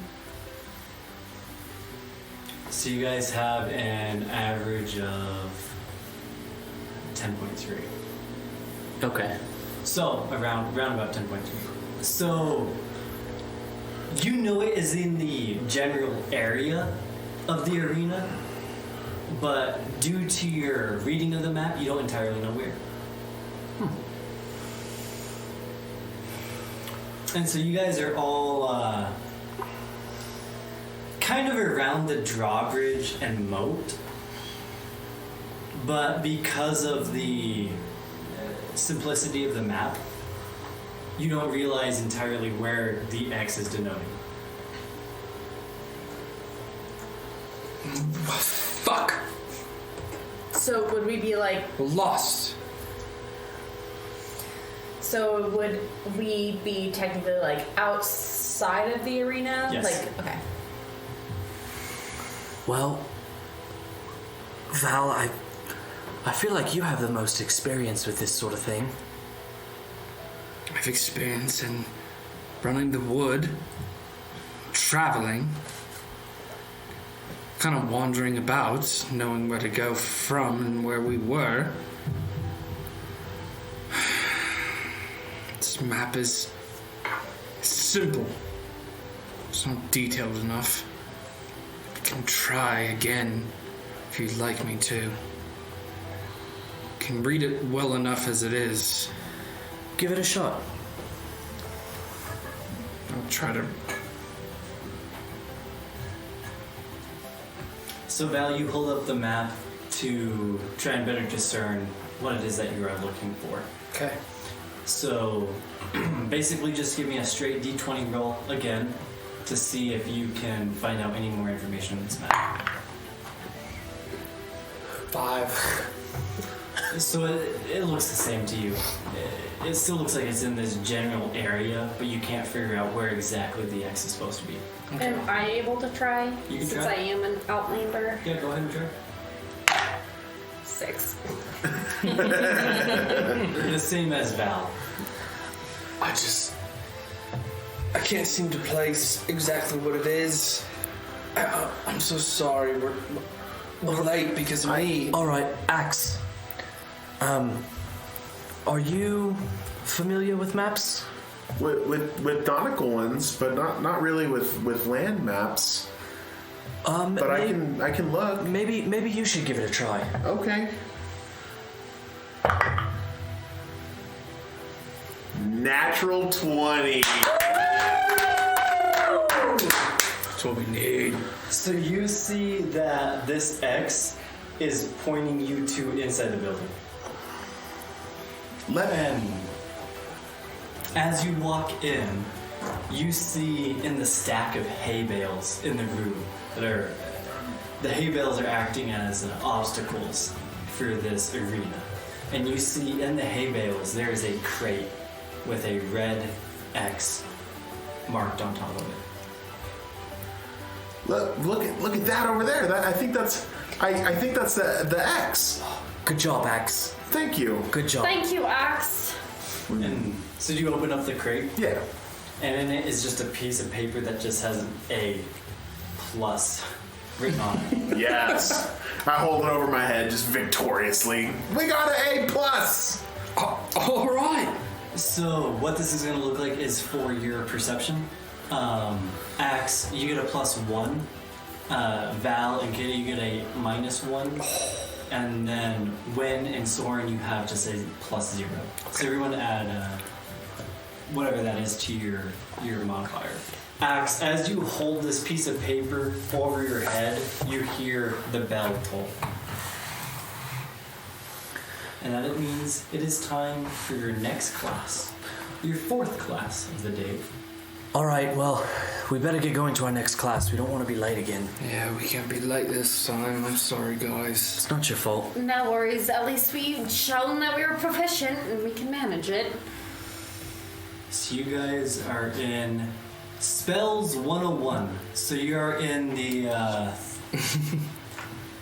the wizard room. I want to show you guys this because it's one of my favorite rooms with this map going to 3D. Oh, that's cool. Oh, that's wow. sick. Right? All So that's right. where you guys are. So as you enter, you see a gray-haired lady. You see a electricity in her eyes. She's very lively, which seems against her age. So it's not Professor McGonagall. Dang it. Yeah. And she looks at you and she says, "Well, hello, children. It is so good to meet you. I am Anita Stormbringer, and today I will teach you the basics of spellcasting. We will start with the basics, which is in order to cast a spell, you need to know 3 things. A spell is either cast through verbal components, somatic components, or material components. However, spellcasting can still be hindered without having practice or innate ability to cast." And she looks at Kata. What is your name, darling?" It's Kaida. "Oh, Kaida. You have a very interesting energy within you. A wild sort of magic that feels almost ageless. How did you come across such magic, my dear?" I mean, well, one day when I was younger and I lost my parents, I had a spirit guide me, and A spirit? yes, and it led me to a sorceress named Theodora. I have not heard of her. These spirits, do they just guide you, or what Yeah, happened with them? I guess you could say that. Interesting. The magic that courses through you almost seems to be more natural. Something that can't be studied or learned. It feels like it is a part of you. I mean, the sorceress has taught me basics, but she had sent me here so I could learn more in depth. Huh. Are you able to control this magic? It's so wild. I mean, not really. I was hoping more to learn how to control it here. I see. Well, hopefully I can help you with that. What about us? Can we do any magic? Sure. Anyone can do magic with enough studying and practice. You just have to have the right components. And so here I'll teach you verbal components, which you can cast spells through speaking. Somatic components, which you can cast spells through moving your hands, your fingers, your body, just gesturing. Or for those of you who do not have innate magic abilities, you can cast through components. So you can take a diamond and you can pull magic through it and cast a spell. What if you have magical abilities through an item already? Well, that would kind of be seen as a component. If you have an artifact or anything of that sort, you could cast magic through it. I have this it would ring act as a channel for the magic to flow through. Yeah. Imagine it like a conduit. Okay. I have a magical ring, magical item. Interesting. May I see it? I'm not going to be taking it off, but if you would Just like let me examine it. Would you mind? around my finger, if that will do. That's fine. That's perfect. And Okay. she grasps your hand and says, "Oh, see, now that is one of the differences of magic. This item is imbued with magic. Although you are not casting a spell through it, this item more casts a spell through you. Okay. Do you kind of understand the difference? I think so. It's like you are the conduit rather than the item. Yeah. You're not forcing the way of magic through the ring, but rather this ring has already had a spell sewn into it, if you will. That makes sense. The two magical items that I do have, it's almost kind of like subconscious, like I'm breathing. Like you do not control them, but they act almost by themselves. Yes. Yeah, exactly. And so that is one of the differences between a magic item and someone who can use magic. Okay. Does that make sense? Yes, Mr. Stormbringer. Thank you. I was just curious. Family's artifacts. Yes, of course. So I'd like to ask you all, are any of you, besides my dear Kaida, magic users? My hand flings up. Oh, me. Oh, you are? I know magic. Yes? Yeah. What magic have you done before? I just cast Gust. And her hair like blows back, her gown blows back. She's like, wow, now that is what I call a Stormbringer, much like myself. That was me clapping, by the way. I was clapping for myself.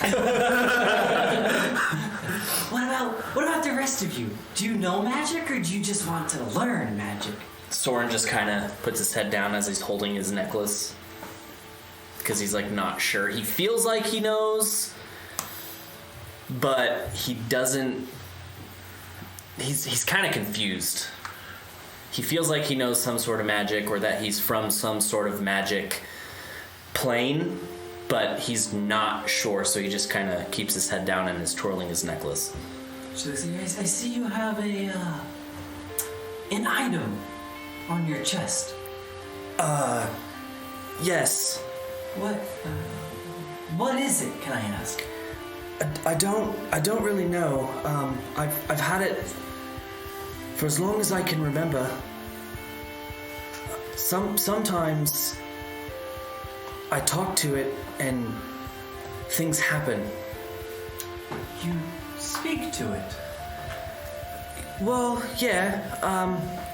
It's more like I'm speaking to myself, but I don't. It's kind of confusing. I'm not really sure.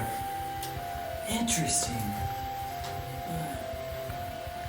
It almost sounds like a form of prayer. Would I be correct in that assumption? I guess. So, I'm sorry, but to me, I do not think that item is casting magic. May I see it? I don't want to take it off. Well, I just as long as I can touch it. Okay. Just kind of walk towards her and And she reaches out and she just kind of cups it in her hand. She says, I am sorry to disappoint, my dear boy. This is not a magic item. I'm not sure what this is. It almost feels like... almost like a device for prayer. kind of shrug my shoulders. Very interesting. I would recommend that you ask somebody who could do some research into this item. Maybe a paladin or a cleric. I do not know much about the gods, but this almost feels linked to something beyond myself. Well, do we have a paladin or a cleric here? No, but you can speak to Mr. Tomorrow. Okay. He knows. He's a very knowledgeable man. You know, I was actually a part of his original party. Did you know that? That's kind of cool. Yes. Yeah, he helped me develop a spell that let me turn myself into a cloud. But that's why I'm here, but that's besides the point. All right. Well, I kind of look at everybody. Shall we get started with the lesson? That is a very good idea. So I'm gonna... You two magic users, Kaida and Axe, that's correct, right? That's your names? Yes. Okay. Yeah. Okay, I just want to make sure I have that right. So you two, I'm kind of going to separate you. You guys, I'll be teaching verbal and somatic components on how to speak magic through you and how to gesture and use your body to cast spells. The other three of you, I'll give you some basic components, and through those, you can cast some very basic spells. Does that sound good? Yeah. Yeah. Sounds good to me. Yeah. Yeah. So basically, out of game, this isn't going to affect any of your guys' spell casting abilities or anything like that. She kind of just teaches you guys all the basics so that later on in the campaign, Soren, Wynn, and Val, you guys are going to be able to utilize components if you desire to cast spells. Kata and Axe, she basically just runs you guys through the basics of if you have a verbal component in a spell, if you're gagged or can't speak, you're not going to be able to cast that particular spell. Somatic spells, if you guys are gesturing to use the spells, if you guys are tied down or paralyzed, you can't cast that particular spell. And she basically just runs you guys through that. But then you guys hear the bell toll. And as you all shuffle out, Axe, as you leave, she places her hand on your shoulder. And she leans into you, so only you can hear, and she says, Axe, my darling, during your free time tonight, could you please come see me? Sure. Yeah, sure. Oh, great. And then she lets you all go. I kind of turn around as I'm walking away. Am I in trouble? No, I just would like to speak to you. Oh, okay. And you all leave. And at this point, it is dinner time. And you guys head back to the cafeteria for dinner. I look at Val. Remember what we talked about? Yes. It's up to you. You promised. Fine. Unless you move, I won't. Thank you. So as you guys enter the cafeteria, you notice no one is talking as much as they were before lunch. There are more hushed tones between the different cabins. The energy is lower. It's like that after the food fight, after being yelled at by the teachers, being pulled apart, being scolded by them, has knocked everyone down a notch. and you can feel that tension in the air as you look at the red cabin with Adrian almost acting as their leader. You can feel their anger towards you, but through the rest of the cabins you just feel almost apathy. They feel regret about what they've done, but they also feel like they don't care about your cabin. They don't regard you any differently due to the food fight, but they feel a guilt towards being scorned by the teachers, scolded by the teachers. Well, I think we should just eat our dinner and move along to free time. I'm already eating. I see that Axe has agreed. I just want to eat and get out of here. Fine. Go back. When? What do you think? I'm very torn right now. About what? About the way that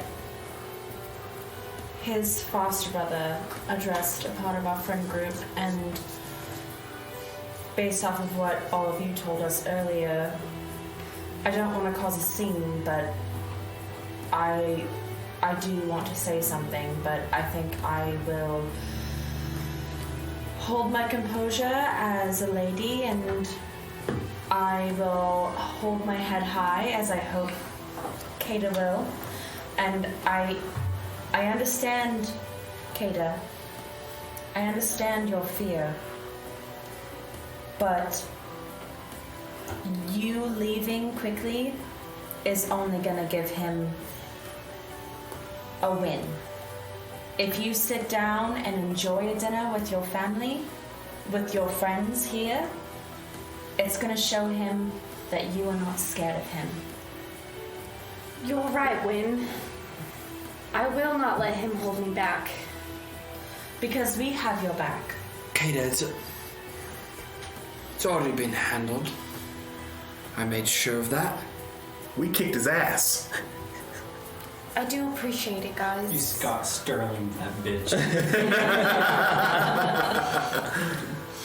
I just lean over to Kaida. Remember what I told you. Thank you, Soren. Thank you, all Axe. see, You're welcome. you would all see Adrian. He has like that little like piece of like medical tape over his He has like bruises under his eyes. He's got some cramp in a nostril. You see him sneeze and like a little bit of mashed potato comes out.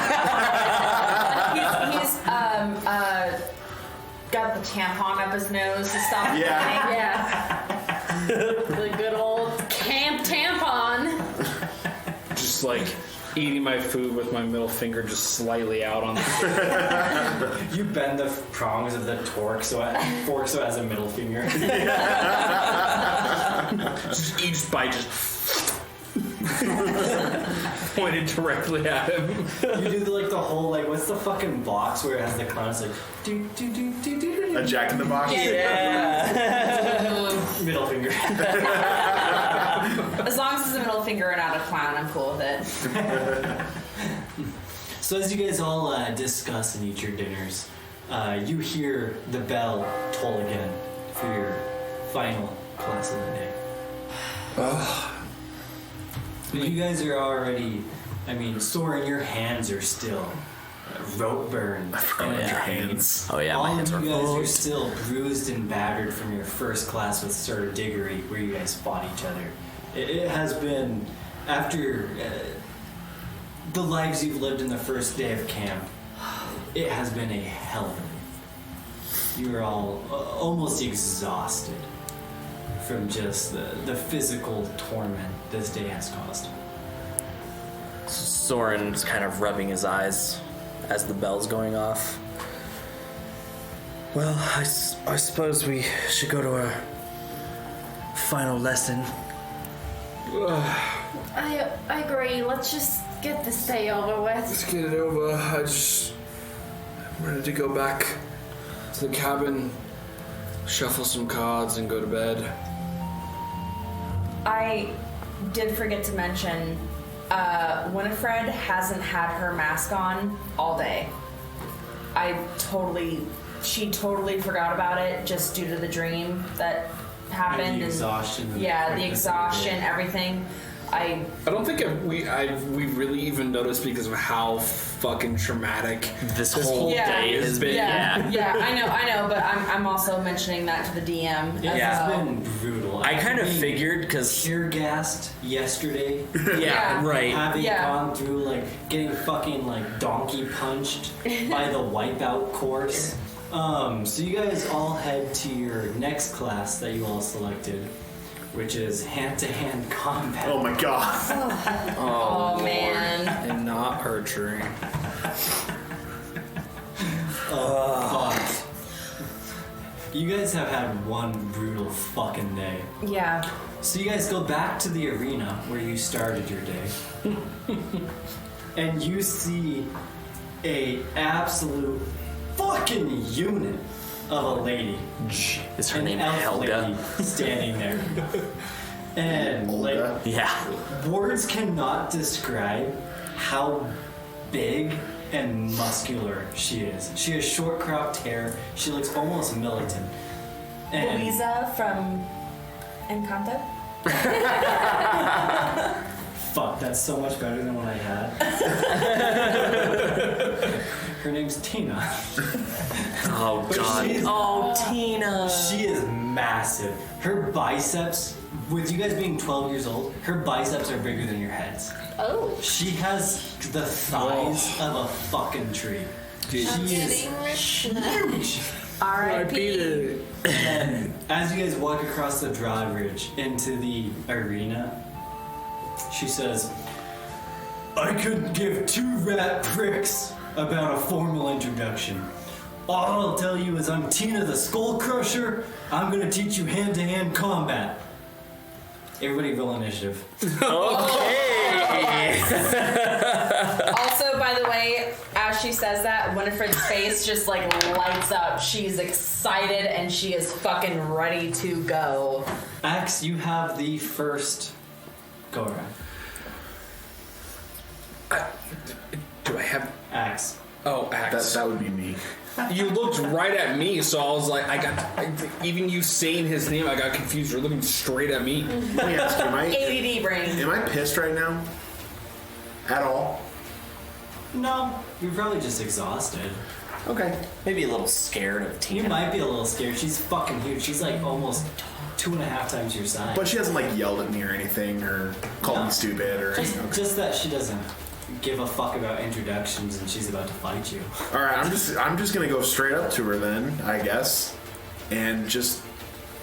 And this is full on hand-to-hand combat. You have no weapons. You're gonna be rolling strictly like unarmed attacks. Yeah, so I'm just gonna go. Like her thigh, because that's what I. Roll your d20. 10. I half expected you to be like, Yeah, you're more like a mosquito on a dog. That does nothing to her. Val, your turn. Just 6 Alright. seconds. I am going and I'm gonna punch her straight in her muscular boobie. Roll. That's called a pectoral, dick. 19. Yeah, you hit her. All right. So your unarmed attack would probably be, I think it's like a or something. 4. Or out of the way. It just says 3 bludgeoning. There you So go. then, yeah, you do 3 bludgeoning. That's it. Yep, Yeah. All right. that's it. Fuck my roll.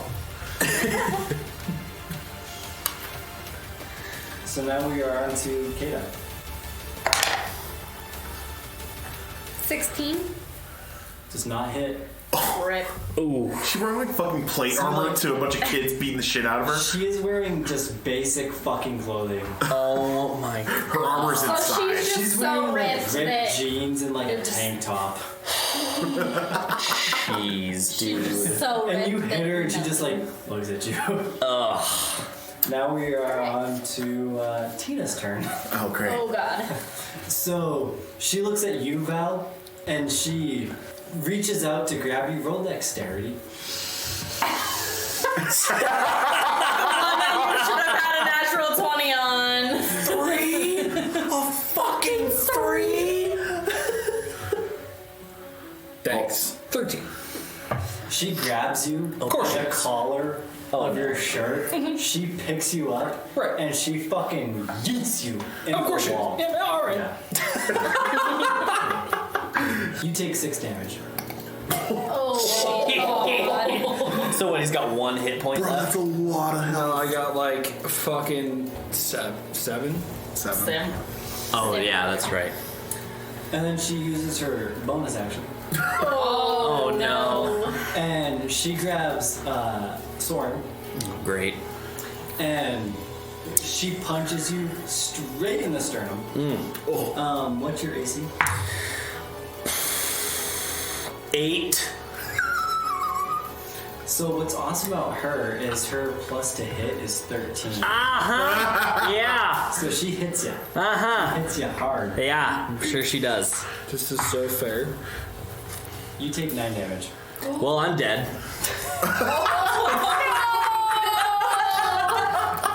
Yep. So she punches you and you go down like a fucking sack. of Yeah. I am negative 2 HP right now. Oh no. And she screams out, "Come on, children, fight me!" Well, I'm dead, so And now it's on to win. do I need to turn in my character sheet You're or? just unconscious. Yeah, you're just unconscious. You're fine. Great, I won't lovely. make you do death saving throws for this. You're just unconscious. Awesome. She has enough care that she's not trying to kill. She's just gonna Literally one-hit fuck kill. this bitch. She's not about to kill a 12-year-old. She's beating the shit out of one. She's teaching you. Yeah, oh yeah, okay, So I'm gonna go ahead. Well, if she's engaged already by all of them, I would like to take my unarmed strike. Ooh, that's a 2 because I have a -2 on my unarmed strike, plus 0 bludgeoning. But I would also So like what's your roll against her AC? my AC. Against her AC, you have to roll to see if you get past her Oh, AC. 4. Yeah, that doesn't. Yeah. So again, you much like Kaida hit her, and like it did nothing to her. We like She barely shake even our touched hand like, oh, owie. Now it is Soren's turn. Well, I'm dead, so. Yep. And now it is Axe's turn. So I'm pretty pissed. Do I get to do anything cool? It's up to you. Okay. Depends on if you want to hide your powers or not. It's not really something I can hide. Let's go for it. Is the thing. So I'm going to create a tentacle Oh boy. right behind her. And yeah, I'm just gonna whap her with a big ass tentacle. Does it suction onto her there's face? what's the AC on that? So it's Or the DC's? yeah, it's +3. So what do I have to roll higher than? You have to roll I got a 13. 20. Not a natural 20, but You hit her. Dirty 20? Yeah. Yeah. So tentacles come up from the ground, wrap themselves around her legs, and you almost see like frost creep around her legs. And roll a D8. Yep. 4. She goes, "What the fuck? What? This is hand to hand." And then it is Val's turn. I'm going to. Is she about double my size? Yeah. I'm gonna sneak underneath her legs. She can see you. That's fine, but as a halfling, I can sneak underneath her legs stealthily. I think you could, but she's looking right at you. It's like, You guys are all like lined in front of her. Alright. Then I'm just gonna go for an unarmed strike right where it hurts the most. Roll your d20. It's a 16. Look, your unarmed strike is plus 4 to hit. Yeah, it's 16. You don't hit her. Okay. That's brutal, dude. And now bitch. we're on to Kaida. So I'm just gonna try and hit her in dead center in the throat. Oh, I like that face. Go with that one. +5. So Party foul. That's a party foul. That's a crit Foul. fail regardless. Can you put that in the dunce chair, please? Yep. Go have some neighbors. So you go to swing at her and you trip and punch the ground. It's gonna take 1d4 damage. Oh. Yowza. Hate to see this. 2 damage. Oh, 2 damage? Yep. So I'm at 7. And now it is Tina's turn.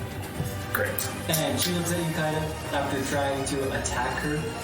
And she's just gonna punch you in the side of the head. Can I try and dodge her? That would be a You bonus. could if you were to have held your dodge or reaction.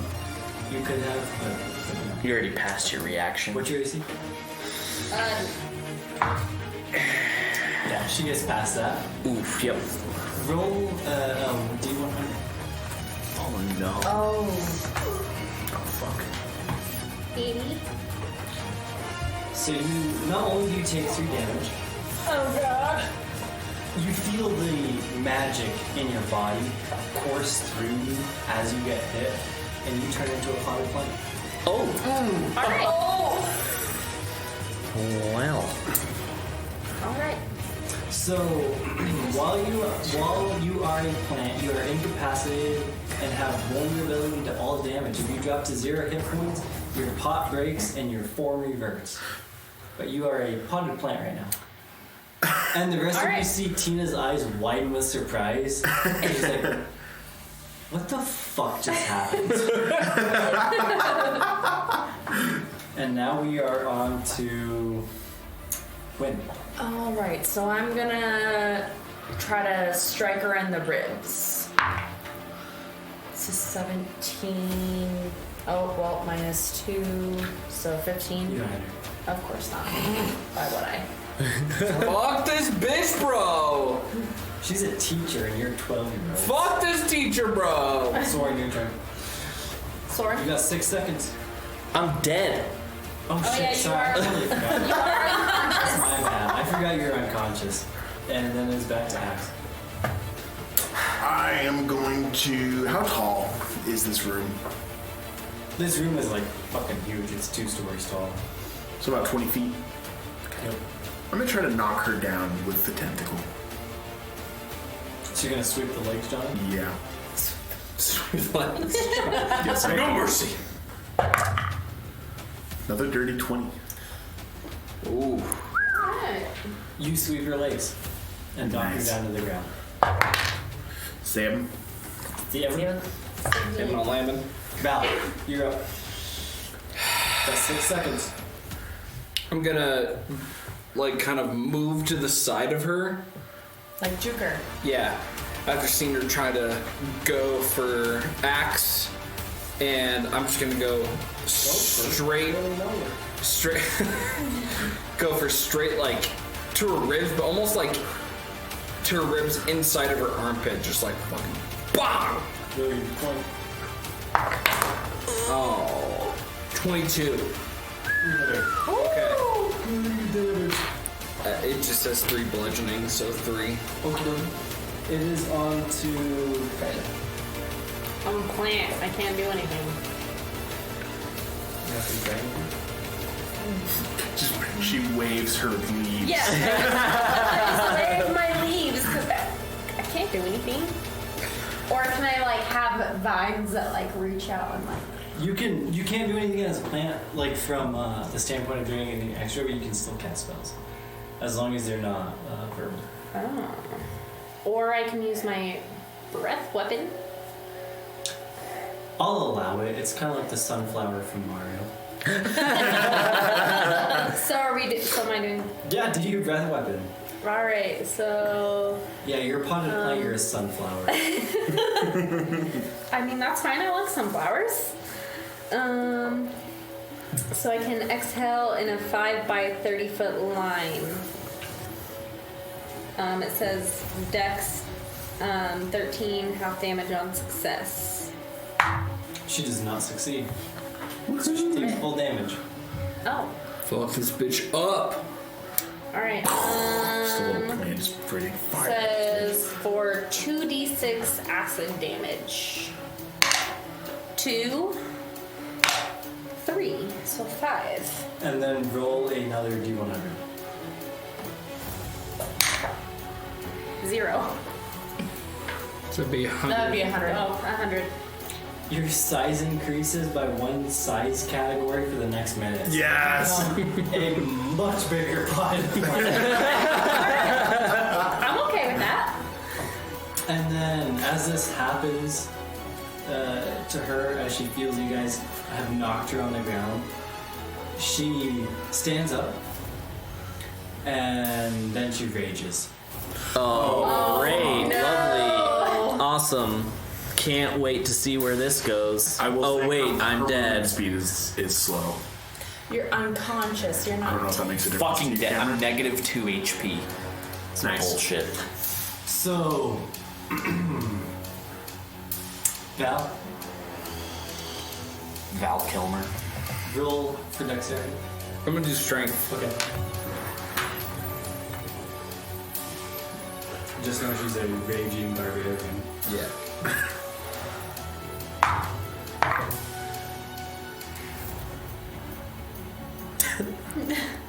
Is it below a 27? No. Yes, so fucking yes, bro. It's 7. Oh god. So she picks you up again and yeets you across the room. Okay. Class is Into a gonna wall. fuck Okay. us up. So What do I take? you take 12 damage. Oh, shit. He's dead. I'm out cold. Okay. Fuck. You're knocked out. She looks over at you, Win, and just fucking punches you. I'm worse than him. So, what's your AC? 9. Yeah, she gets past that. And then you take 7 damage. Okay. And now we are on to Quinn.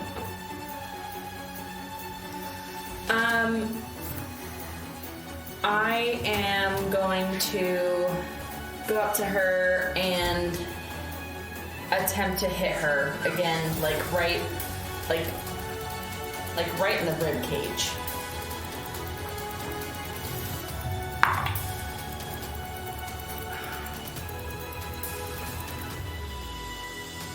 -16 -2. Doesn't hit. No, yeah. Axe. So, is there anything physically different with her now that she's raging? Like, No. we can't tell that she's raging, really? No, she just got angry. Nice. I'm terrified because I'm seeing her just kick the asses of all my friends. So I'm just gonna kind of crouch and huddle, protect myself as much as I can. Are you gonna hold any sort of action like dodging or anything like that? Sure. Okay. Yeah. Val? You're done now. Kaden? I mean, Well, it's gonna be so cold. so since I did my breath weapon, is that considered a spell or no? No, it's part of your racial trait. I can't really do anything other than maybe slap her across the face with a leaf, but I don't think that's gonna get us anywhere. I'll allow it because she's close enough to you Alright, that you can try and hit her with a leaf. alright. 15, is that considered an unarmed strike? Sure, yeah.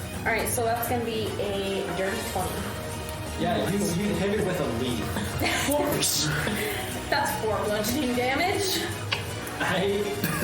It's like the little dark thorny part of the leaf that's meant to deter insects. Alright, I'll take that.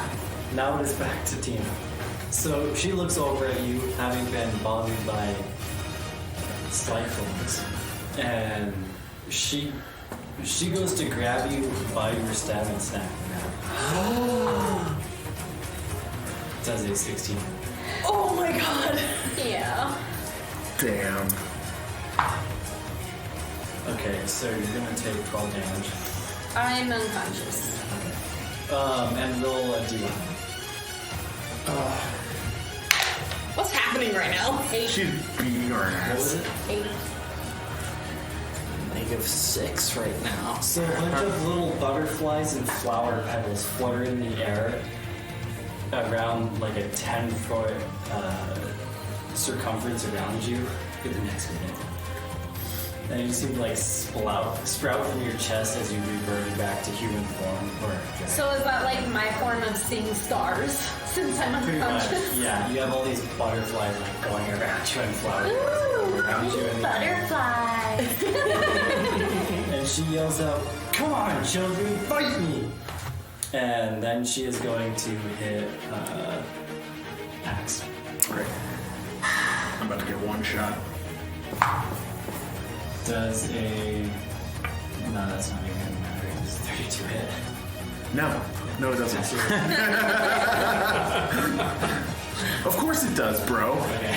32 hit. So that's gonna do 12 damage. Holy moly. That one shot me. Win. And now is left to win and... That's it. Yeah, it's, Yeah, everyone's.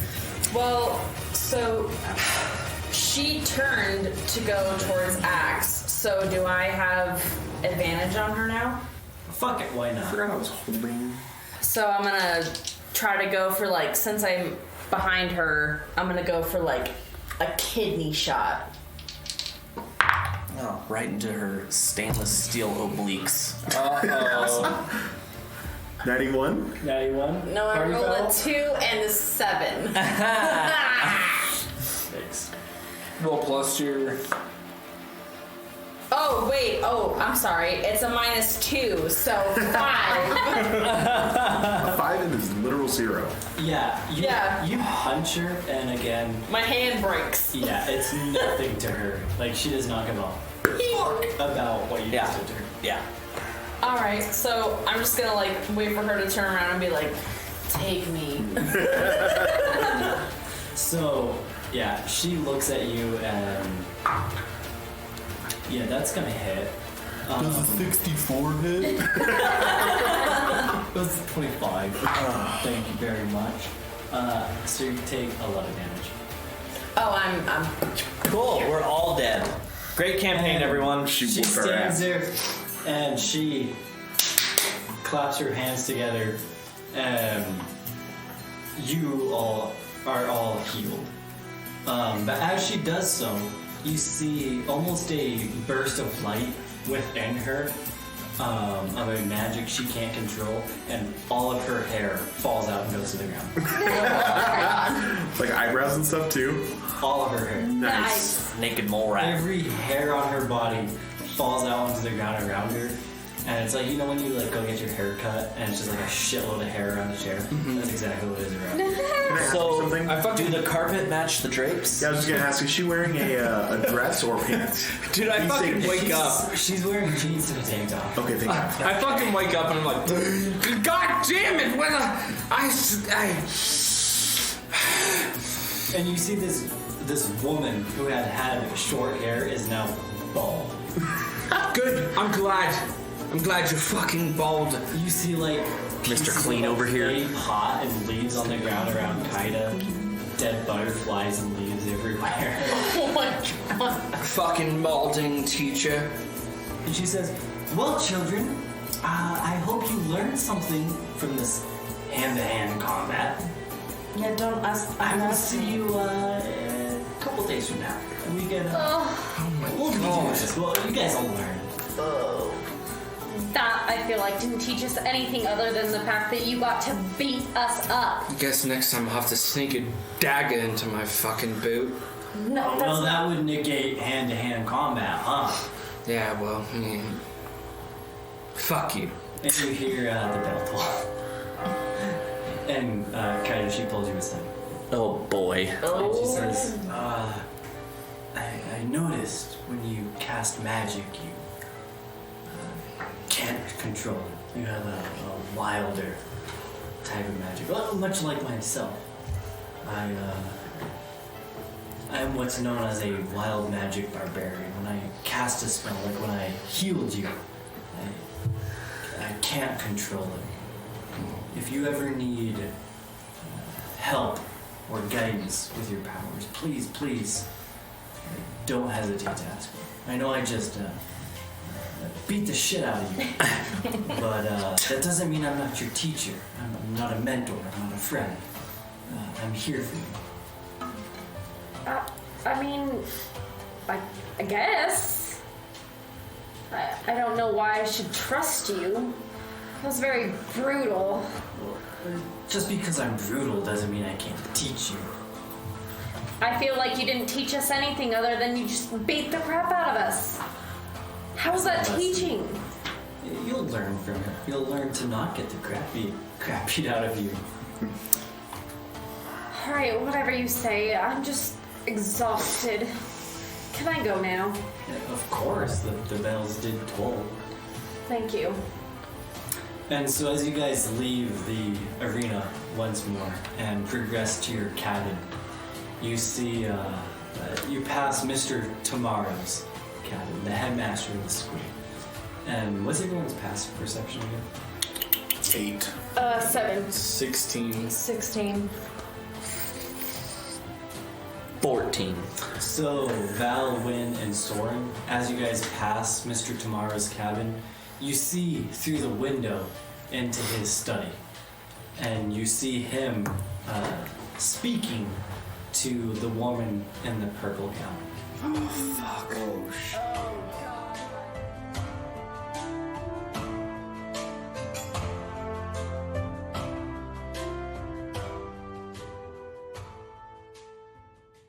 Thanks for listening to Battles and Brews, a D&D podcast. Check out our Patreon at patreon.com/battlesandbrews. That's patreon.com/the word battles, the letter N, and the word brews.